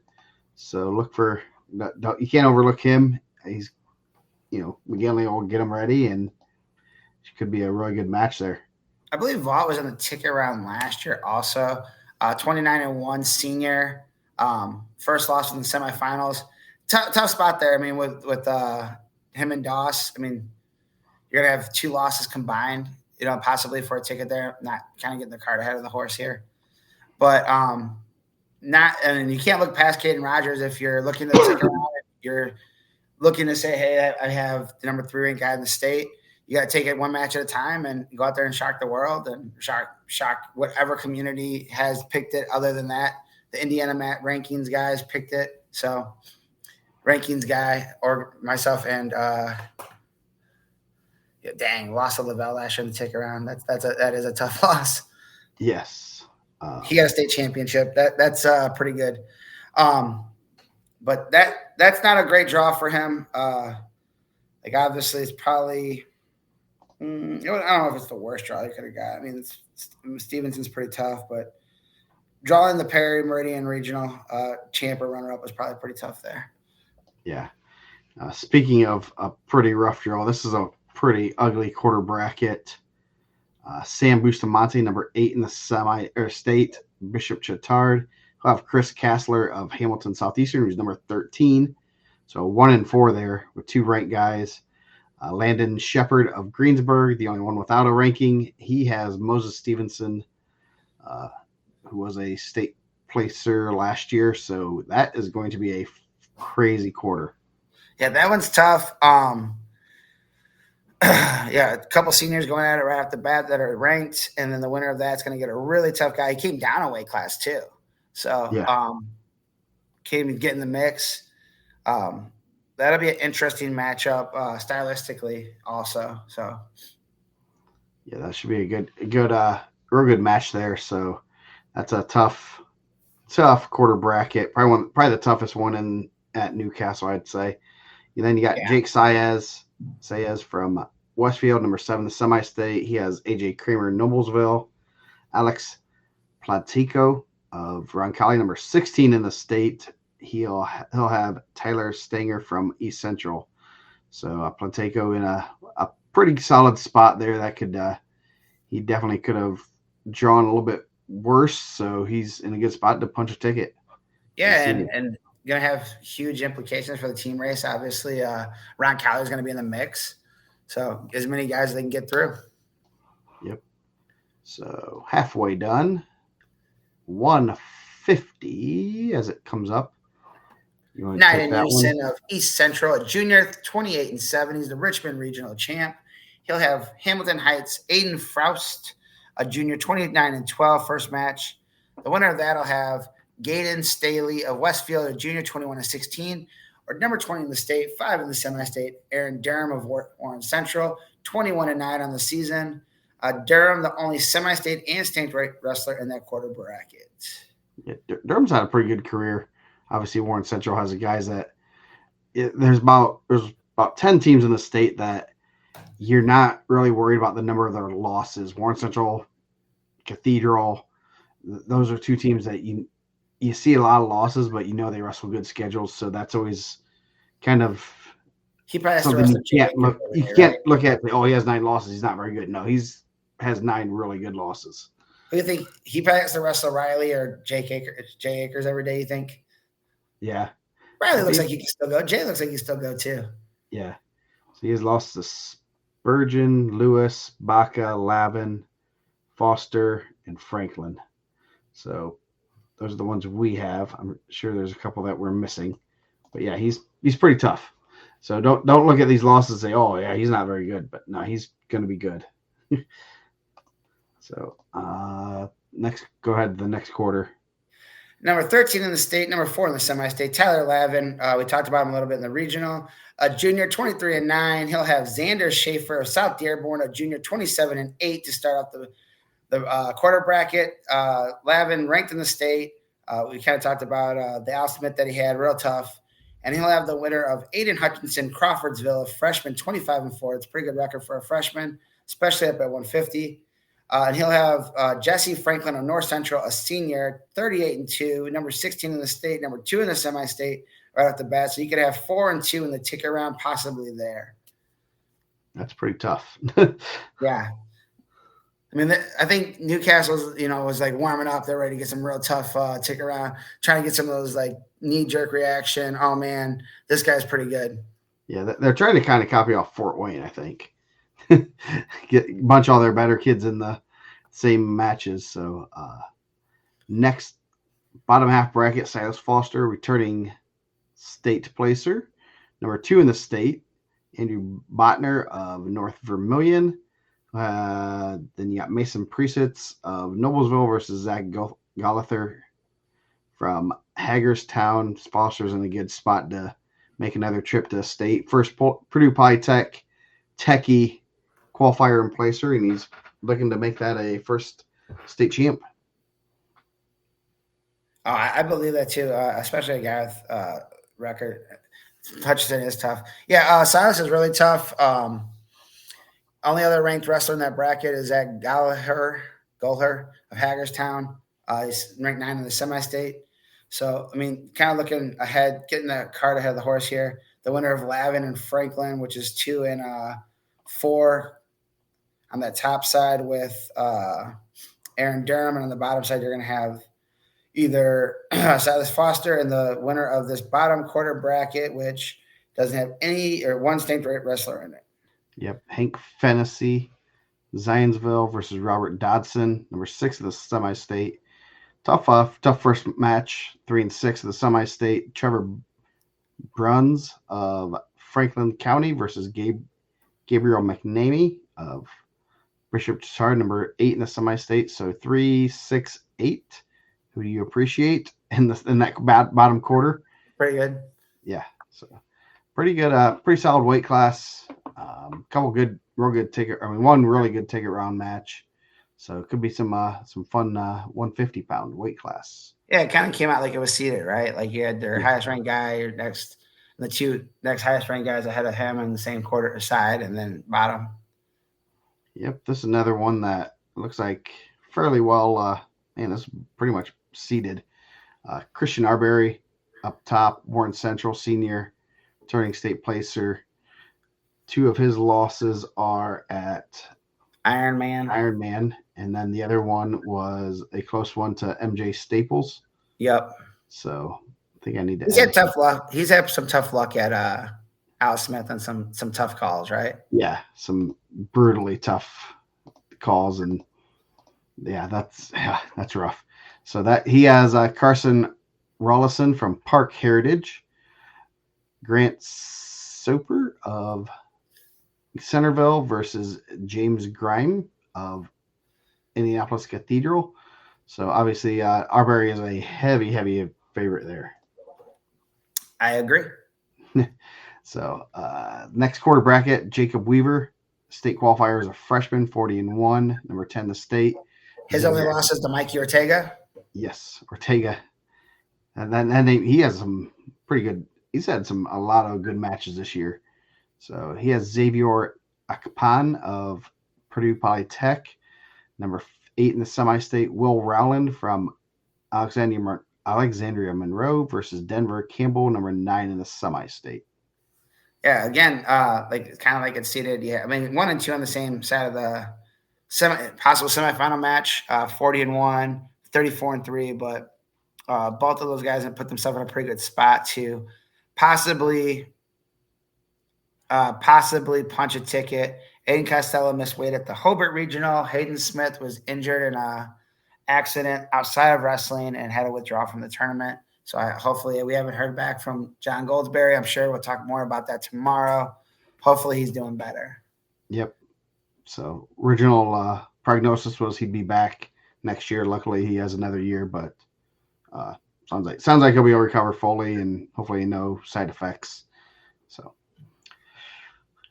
down bottom half bracket, number 17 estate, Caleb Wilburn of Milan, 39-2. He has Jackson Gibson of Pendleton Heights senior, 28-12. Then number 20, Landon Hicks of Hamilton Southeastern, 25-7. He has number 7 in the semi-state, Brady Bryant of Shelbyville, spelled correctly on my brackets. Nice. Good job. Congratulations. Thank you. So you got 357. The old Garrett. That's a Garrett phone number. 357. 3560. That used to be our number. Not my number now, so don't try calling it. I thought maybe it was Mike Jones out there. So that should be a solid quarter bracket there. Last quarter bracket, number 19, Daniel Adams, Bishop Chatard versus James Bond. 007. Yes. Yes, I'm waiting for that one. He'll have the next bottom quarter or bottom bracket, Adam Bryce of Greenfield Central, Cameron Mikesell of Western Boone. So Adams, number 4 in the semi-state, 19 in the state, and number 6 in the semi-state, Cameron Mikesell of Western Boone could be a 4-6 ticket round match. Match for a ticket there. Yes. Going down to 165 pounds, kicking off the bracket, 2 ranked wrestlers, starting off with Michael Kane of Hamilton Heights, number 5 in the state, number 2 in the semi-state, a senior. He's 42-1. We talked about his only loss, Aiden Kincaid, currently on the IR. He'll have Jericho Jackson of Lawrence North, first match, a junior, 32-7, number 25 in the state, 5 in the semi-state. Pretty good one right off the bat for those two.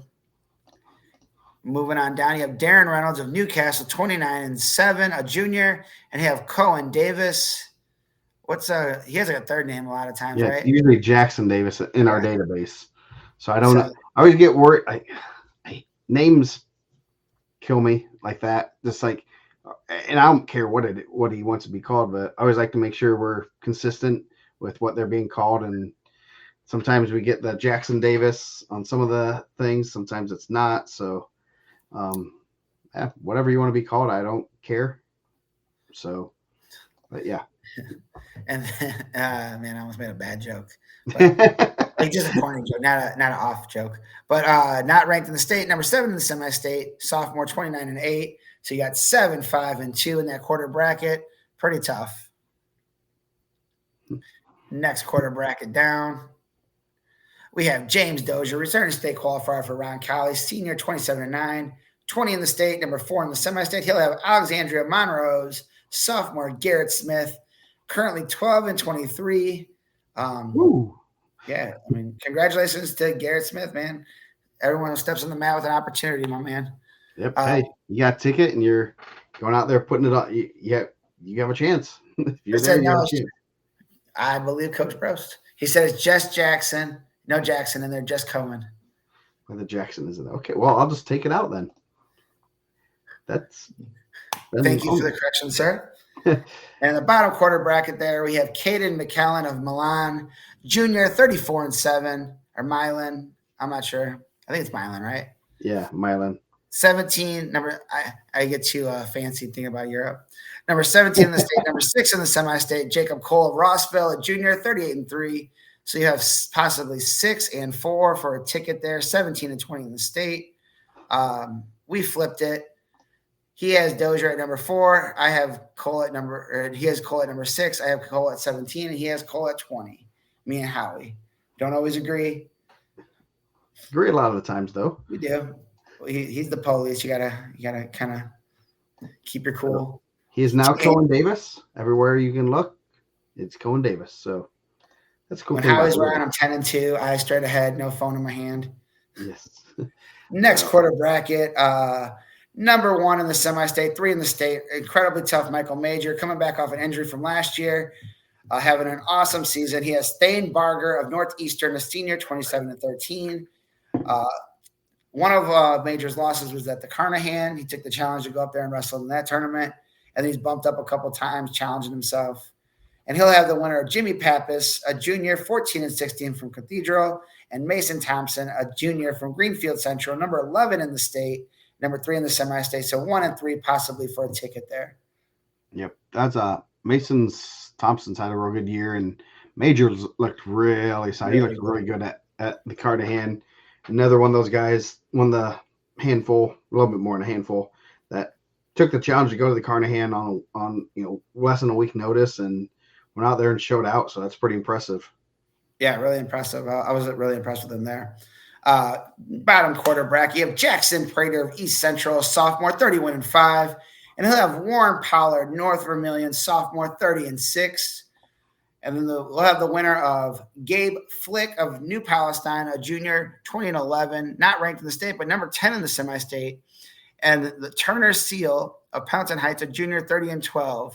So Flick, the only semi-state ranked wrestler in that quarter bracket, kind of put himself in a good position here. But Jackson Prater, your Richmond regional champ, is going to be looking to continue his hot streak from the last couple of weeks.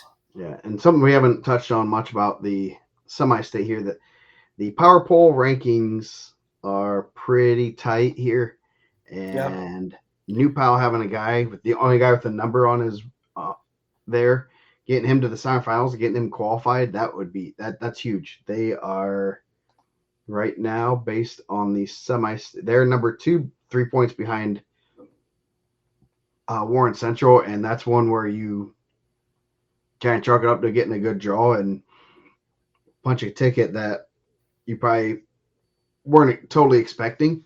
And that could get them a semi-state title. That's a pretty good spot for him, and they have their horses, and to get a couple kids like that to punching a ticket, that's going to get you guys a semi-state title, possibly. Be exciting. So And they're wrestling without a couple guys. New Palestine, like not to get all crazy, but obviously they had a pretty good guy leave, highly ranked state ranked guy. Yeah. Transfer, and they had a guy not in the bracket. I'm assuming injury, who was a pretty highly ranked state ranked guy also. Yeah. Yes, they were for quite a few weeks. Newcastle's always been kind of crazy with the power pole this year. They were on top, and a lot of people were like, "Well, we beat them. We beat them."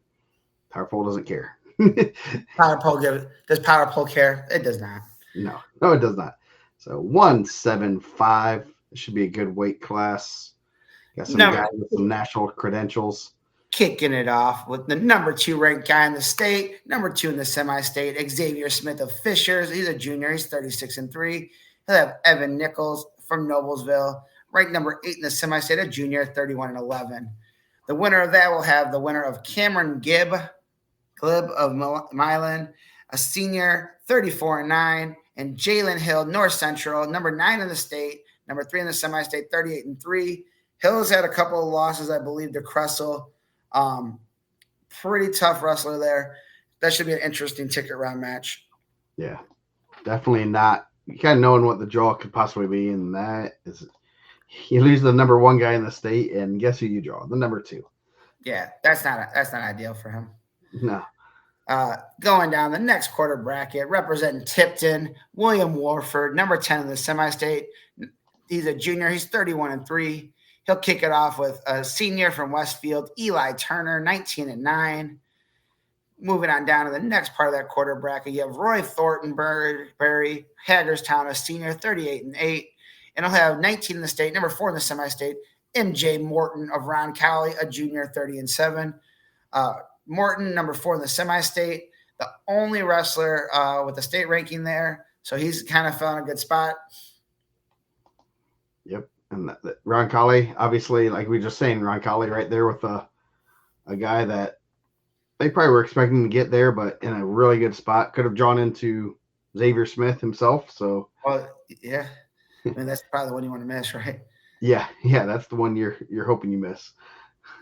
Moving on down, we have Thomas Thompson of Lebanon, a junior, 27-11, and he'll have Cade Ricard of Indianapolis Bishop Chatard, number 21 in the state, number 5 in the state, a senior. He's 30-4.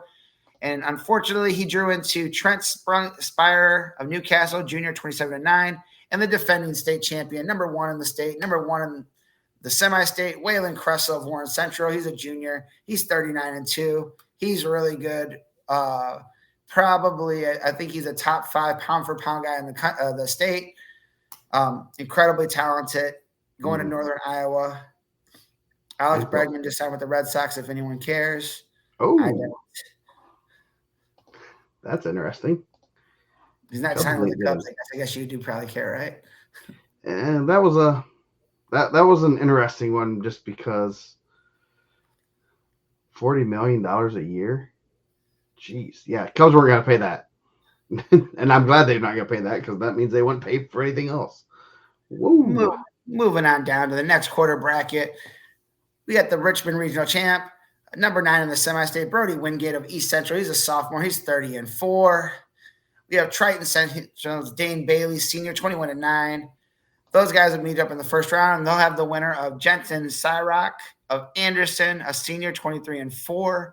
And Braden Heights of Crawfordsville, number 6 in the semi-state, number 20. He's 27-3 in the season.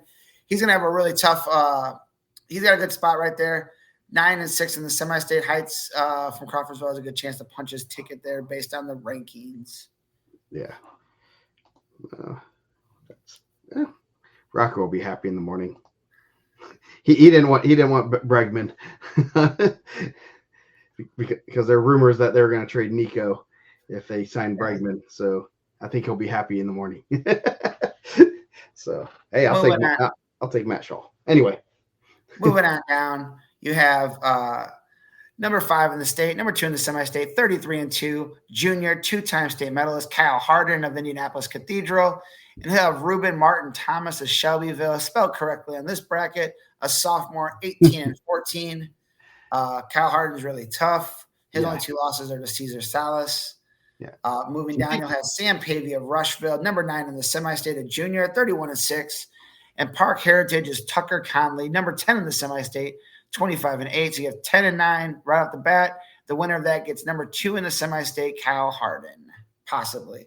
Yeah, Harden's wrestling really well, and last year he was a little bit banged up, so it'll be interesting to see him wrestling a full season, healthy, and he's definitely going to be in the mix at that weight, and kind of interested. One night he's going to be a fun weight class to watch, and there's some guys that we're going to see for a couple of years there. Yeah, I think kind of a tough going down here. Yeah, kind of a tough break here with the semifinals, possibly. Not getting ahead, but possibly. You have number 3 in the state, number 1 in the semi-state, Michael White of Lawrence North. He's a junior. He's undefeated on the year, 38-0. He'll have Max Gardner, Pendleton Heights sophomore, 12-20. Moving down, he'll have Caleb Cohey of Northeastern, 31-9. And Brady Eichelman of Zionsville, number 24 in the state, 6 in the state semi-state.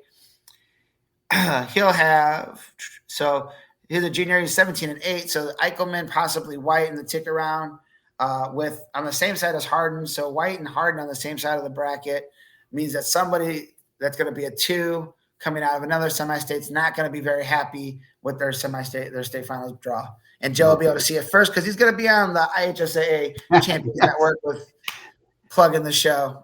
Yep, that's going to be one. Yeah, because we see all these and we're you can kind of gauge where the second best guy is going to end up third, and you're hoping. If you have a 190 pounder, you're like, oh man, I think we can make it to the finals. I'm like, ooh.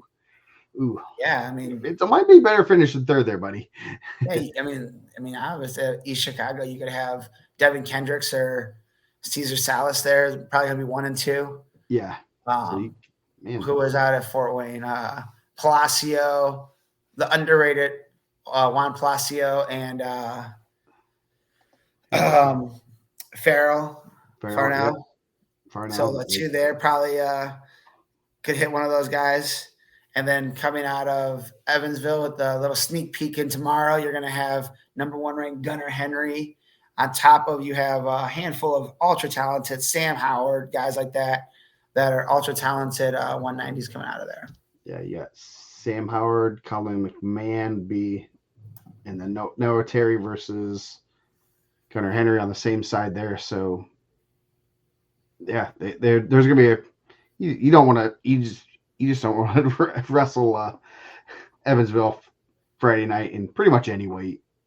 Yeah, no, I'm not. I was going to say something, but no, I'm not going to say it. So then moving on down, you have number 11 in the state, number 3 in the semi-state, Chris Quarles of Fishers. He's a senior. He's 33-5. He'll wrestle Batesville's Alex Craigler, a senior, 13-6. They'll have the winner of Jan Tuya of Noblesville, a freshman, 32-11, number 8 in the semi-state, and number 12 in the state, number 4 in the semi-state, Sear Godwise, Parameridian Junior, 27-5. Sounds like his dad fought in the UFC. So you're going to have possible 12-11 for a ticket there. Yeah, that should be a good one. You got also number 8 in the semi-state, 3-4-8. So good solid quarter bracket there. And then moving on down, the only ranked wrestler in this quarter bracket, returning state qualifier Nathan Schaefer, number 5 in the semi-state, 15 in the state, 26-1. He'll have John Stryker of Westfield, sophomore, 19-13. And then they'll have the winner of Camden Sheldon of Alexandria Monroe, a sophomore, 37-6, and Gray Wiley, Ron Colley, senior, 25-11. Schaefer put himself in a pretty good position there, being the regional champ, kind of dodged some bullets. Trying to make his way back to Gamebridge Fieldhouse. Yep. Well, I guess he wasn't at Gamebridge Fieldhouse last year. No, he wasn't. So 215 top, you got number 1, Noah Weaver of Rossville, the Hornets, first state placer, first state champion in their school history. Looking to double that up. Real nice kid, good family. Definitely. We talked about him a little bit last night. He's just put in the work and Yeah. gotten just a lot Strong better belief, every day. strong belief in his faith and his Yes. interview. So Yep. And the good family. It's pretty cool to see him have success, and I'm looking forward to him wrestling in college and seeing him have success there too. So he'll have Andrew Jones of Batesville Senior. Then you got Tristan Lanham of Greenfield Central Junior, number 6 in the semi-state. He'll have Levi Coons of Alexandria Monroe. So those guys did not get the bracket they wanted at all. no, that's a tough one. Yeah. So going down, number 10, the semi-state, Zane Richardson of Milan versus Julian Burgett of Fishers, who has number 17 in the or 14 in the state. That's another one. Did not get the draw he wanted as a number 1. No, I mean someone had to get that draw as a number 1, Yeah, but this is a brutal. The only one without a state ranking in this quarter bracket is the regional champ. How many times does that happen? not very often. Yeah. So you got number 25, Jonah Ellis. Frankton took his first loss last week, and he has number 4, Colin Wetzel of New Pal. So I'm sure all of these guys are like, there's some good kids here. I probably won't draw all of them. Yeah, they did. Yeah, it's tough to have Wetzel and Weaver on the same side of the bracket for the semis, possibly. But again, there's going to be 2 coming out of a semi-state that lost the championship and then gets a pretty tough guy on Friday night or Friday afternoon, I guess. Maybe that was Friday night. There were a couple upsets last week. You see 2 guys, Warren beat Wetzel, and then Metzler beat Jonah Ellis. So that kind of threw things into a tizzy that obviously throw rankings out the window, but you're looking at rankings and thinking that those guys should be on opposite sides, but losing, they got put in a real tough bracket there. So going down, Cale Metzler, regional champ with a losing record. You don't see that very often. Again, yeah, how many times all in one bracket, man? This is like a bingo card. Yep. So Cale Metzler, Noblesville sophomore, 20 and 21. Definitely wrestling well right now. He has Antonio Cisneros Rodriguez of Purdue Polytech. Probably at the draw. He's probably not disappointed in that draw. Number 9 in the semi-state, Brandon Coulter of East Central. He'll have Cayenne McLaughlin of Zionsville, who's number 20. McLaughlin had a good Al Smith and in a pretty good spot. Could have drawn a little bit, a ranked guy, and now he's in a good spot to maybe punch a ticket for Zionsville. Yeah, real good spot for McLaughlin. So then last quarter bracket, Andy Warren, number 8 in the semi-state, Perry Meridian. Been out a little bit with some injuries this year, wrestling well now. Obviously beat number 4, Wetzel last week. He'll have Braden Height of Tipton, Evan Lawhead of Hamilton Southeastern, number 23 in the state. He'll have Zane Schneider of Northeastern. Lawhead. He always gets me mixed up because I always think of the Lawhead that was wasn't there a Lawhead at Brownsburg? There was. Was it Evan or was it? I believe it was Evan too. Okay. Makes me not feel like I'm not crazy. So, any other comments on 215 other than that's a crazy? I think that's a pretty crazy bracket. Moving on down to the heavyweights, the big guys. Starting off with number 14 in the state, number 1 in the semi-state, Job Maverick, Westfield Junior, 23 and 3. He'll have John Steinhofer, Franklin Central, senior, 15 and 10, ranked number 9 in the semi-state. I feel like Franklin Central always cranks out pretty good big guys, the flashes, so always dangerous. Moving on to the bottom quarter bracket there, you have Matthew Middlemeyer of East Central. He's a senior. He's 20 and 11. And he'll have Ty Everson of Frankton, a senior, 18 and 7. So Joe Maverick, pretty good spot there. I'm sure all those guys are going to be looking to pull the upset of the number 1 guy in the semi-state. Yeah, I think Everson's had some solid success. Obviously, not very many matches. So I'm assuming there's some injuries there. So definitely Frankton Courtney Duncan looking to punch a ticket there. And they always have some pretty good big guys. So never good dude. Yep, Duncan defeated me in college my freshman year. We played his daughter a bunch this summer.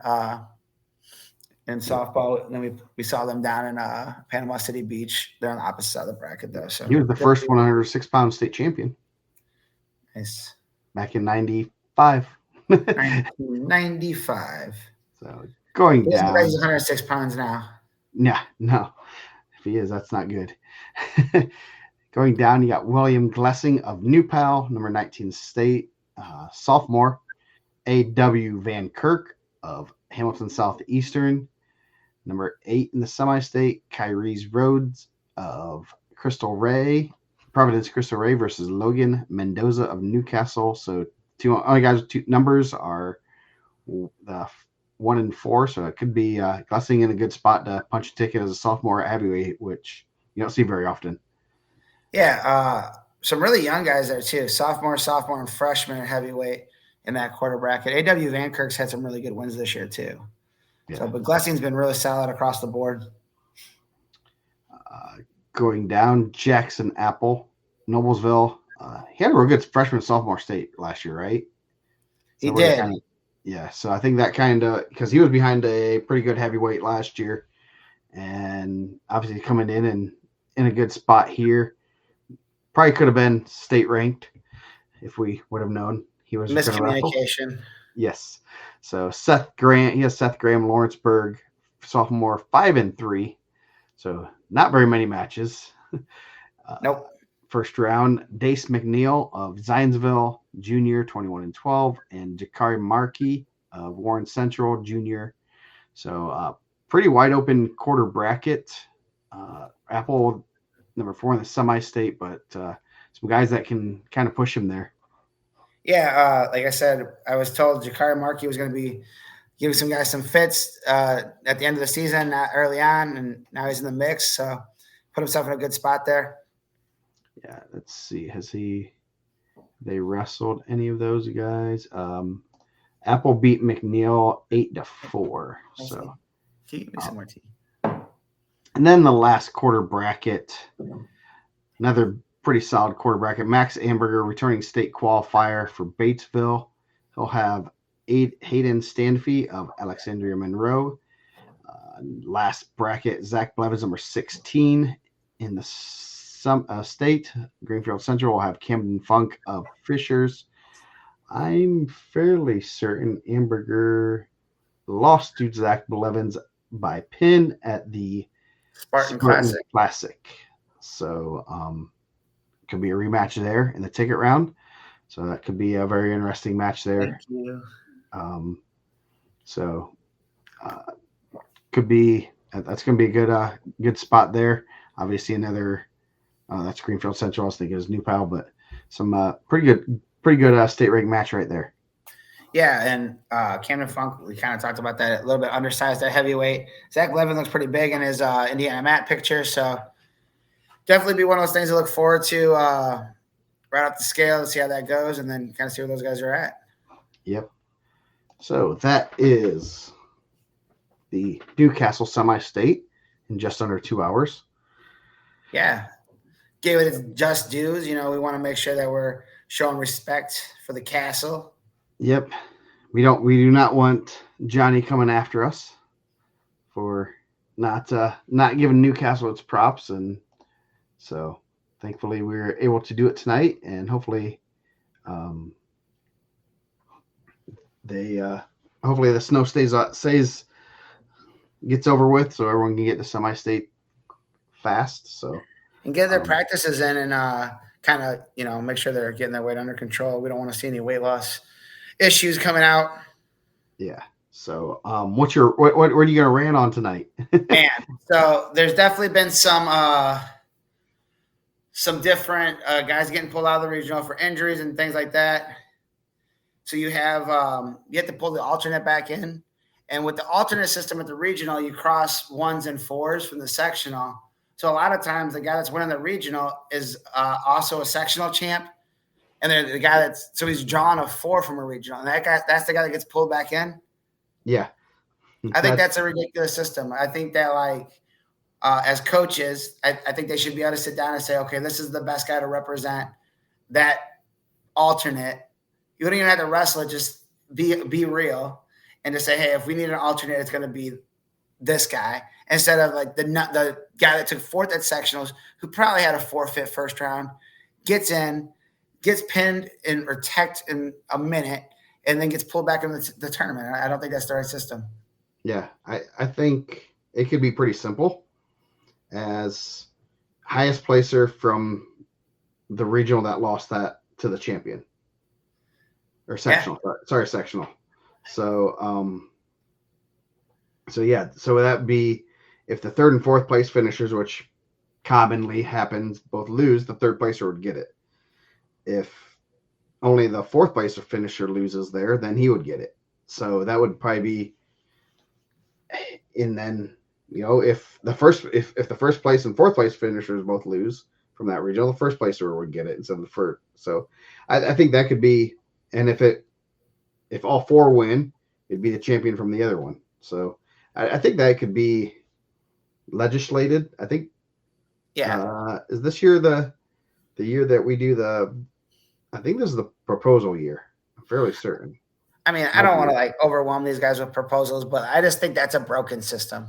Yes. Like how often are you getting the actual like best guy as the alternate getting pulled in from the regional level? I mean, the sectionals, you wrestle the fifth, like that's the true fifth.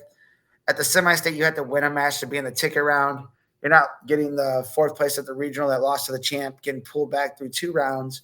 I think that's the only round where I'm like, bro, the alternate has to be something different. Yeah, you could semi-state, like you said, that you can kind of draw those 4 ticket rounders. There's going to be some. I mean, we can look at it and say, oh, that guy would be the best option. Yeah, but that's not like you said. They do win a match. They're in that position. But yes, and they're most likely not going to be a 4. No. And I think like overall, like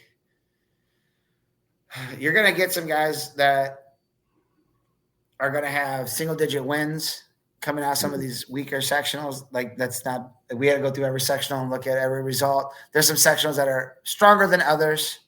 Yes. Some people are advancing to forfeits to the sectional. Yeah. Like what if you're the alternates to the regional, then you're going to take the next guy. Like I just feel like it's a broken system, and some guys are being withdrawn from the bracket this week, and I'm thinking like that guy shouldn't be the representative, and there's no disrespect to that guy. He probably doesn't even know he's going to be the alternate.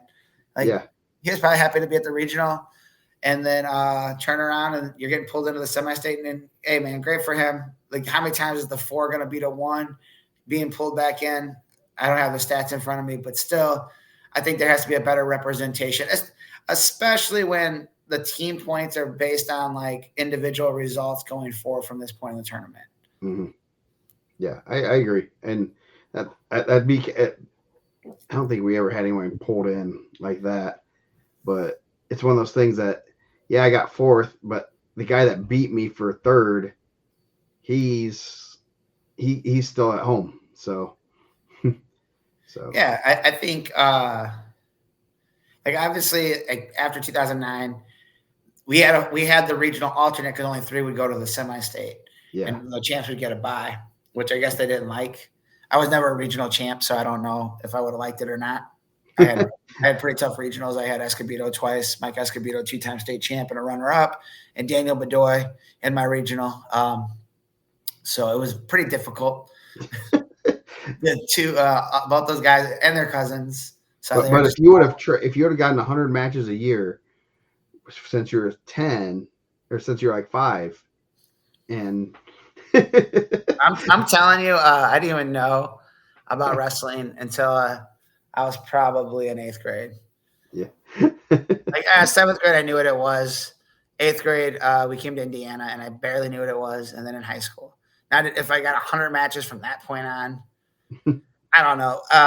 Someone called me today and kind of gave me the business on this. And I said, like, would you rather, like, and I think like a guy like Clinton Shepard, right? And I've seen that he's deadlifting and power, doing some Olympic lifts right now. So I'm happy to see his recovery is going well. He doesn't wrestle a ton of off-season tournaments. Like he kind of picks and chooses the events he's going to go to. Like, is it better to have quantity or quality in general, in life? Quality. Yeah. I'd rather go to one really cool vacation in Hawaii than go to 3 vacations in Cincinnati and Cleveland. Yeah, dang, man. Shooting down Cleveland, Seatown. No one vacations in Cleveland. Who was the basketball player that said that? Joakim Noah. But like, and I just think it's one of those things like, and that's kind of what they were saying. Like, it's just mat time and it's this and this. It's like, yeah, but if you're going out there and you're beating kids and beating them up and leg cradling them and, just kids that you probably shouldn't be on the mat with you. Like, I don't know if that's benefiting you very much, where like you can pick and choose the events that you go to and get pushed, go places where you're going to like get good matches, bump weights to get good matches. Like don't cut big weight to avoid matches. I think there's a lot of that going on. Like I said, go look at the Chael Sonnen thing where he talks about cutting weight. And he's like, my dad told me I wasn't cutting to a tougher weight class. I was, cutting away from a good weight class. Yeah. And we talk about like greats, like guys that didn't come in at 106 pounds. If you come in at 106 pounds, there's not a lot you can do unless you're killing yourself to get there. But some of those guys just walk around little. But like some of the like all-time greats in the last, I don't know, 10, 15, 20 years, Jesse Mendez, freshman year, had 2 state champs in his weight class, right? Pretty good. A Division I recruit. Jason Sertzis had Cash Kiorga and Brandon Wright, and then Brandon Wright ended up losing a weight down. 2 Division I guys. Cash Kiorga was in the quarter semifinals the next year at the NCAAs. Yeah. Pretty good. Blake Maurer, 130. Had Bobby Joe Maldonado, a Division I wrestler, and Nick Hobbs in his weight. Pretty good weight class. I don't think that those guys were. Yeah, Andrew Howe wrestled Reese Humphrey in the finals and then destroyed guys the next 3 years. Mm-hmm.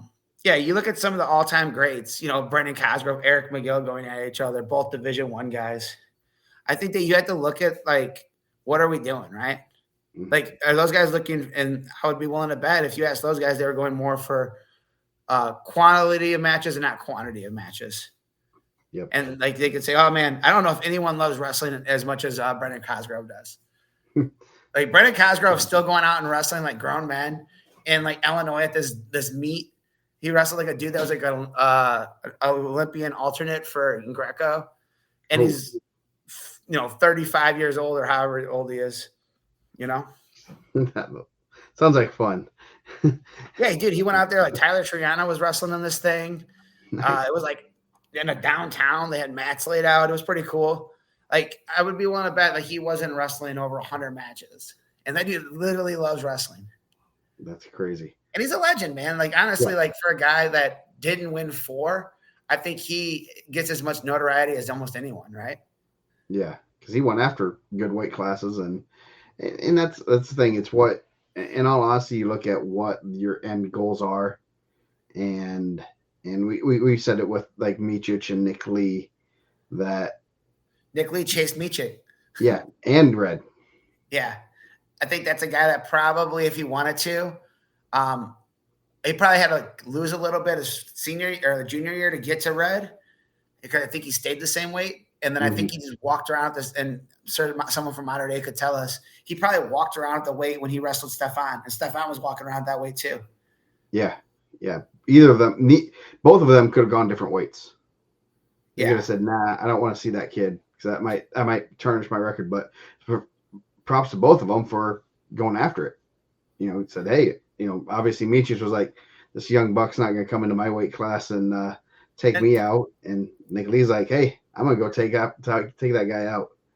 And I think like to the people that are like, well, like tough teams, you got to like fit, find your spot. Like I would be willing to bet if you're the best guy and you go to the coach and say, this is what I'm going to wrestle, they'll fill in around you. Yeah. I know for a fact that one of the top high schools, there's a guy that says, this is the weight I'm going to wrestle. And then they figure out where the other guys are going to wrestle. Yes. He eats first and then everyone else gets to figure out where they want to go. Yeah. If not, there might be a new rule coming up pretty soon that they won't be there. Well, and I think, wrestling is the cleanest sport. If you're the best guy in the room and you want to wrestle the best weight class,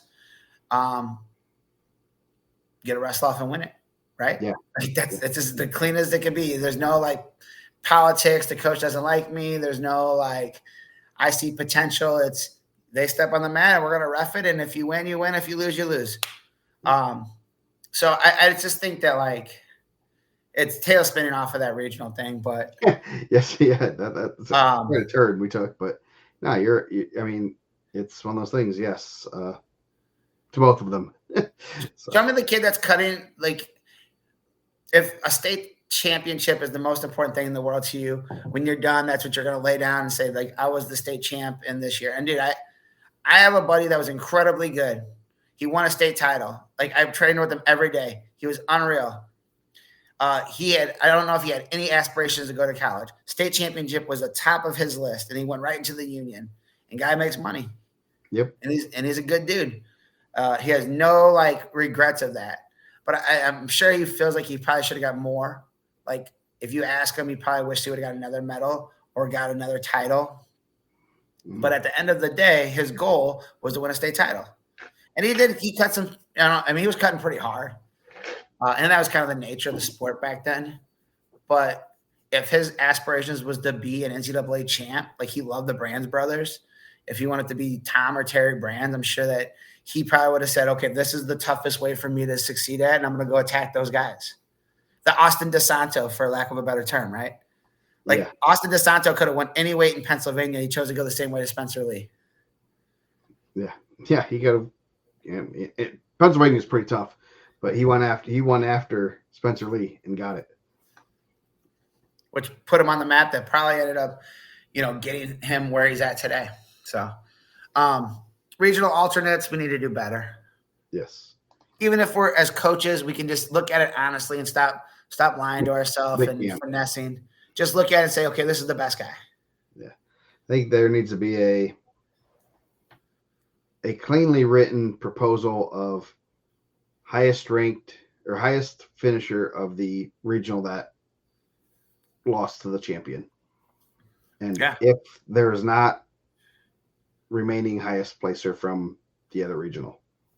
Yeah, and that would be that there's only going to be two options basically. And you just got to word it correctly. I know I'm not in the lawyer speak, the law, you have to write the bylaws clearly, especially for wrestling coaches, just like you do seating criteria.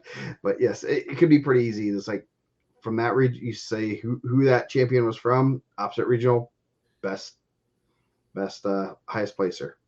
And I think that would be good. I think that's something that could easily get passed. I don't think it's going to be something that the IHSA looks at and like, oh, no way. That could get passed because it's not going to add any work to anybody's day. And right now, I feel like it's just a broken system. It's like the easy button, right? Like we're just hitting the easy button there. There's filling the bracket with whoever shows up to the. I mean, it's not that they're just showing up, but whoever just you want to go show up there and fill that bracket. Okay, good. To make it so there's not a forfeit, and I think that's the wrong way to do it. And hey, that third, if third and fourth placers lose from that regional or sectional, actually regional, yeah. That guy got beat by the other guy, and other guy's advancing because of an alternate issue. It's not because he won. If that 4 beats the 1, then good. Go for it. Good for him. He pulls that upset, so should be interesting. Yeah, good rant. So yeah, that's probably about as clean as I don't know if anyone's going to disagree with that rant tonight. Nah. I won't be getting any calls tomorrow, I don't think. Yeah, so we are going to be back tomorrow with Dustin Bentz, the mouth of the South. It should be a good episode. Lots of great content on that one. Want to thank you guys for joining us.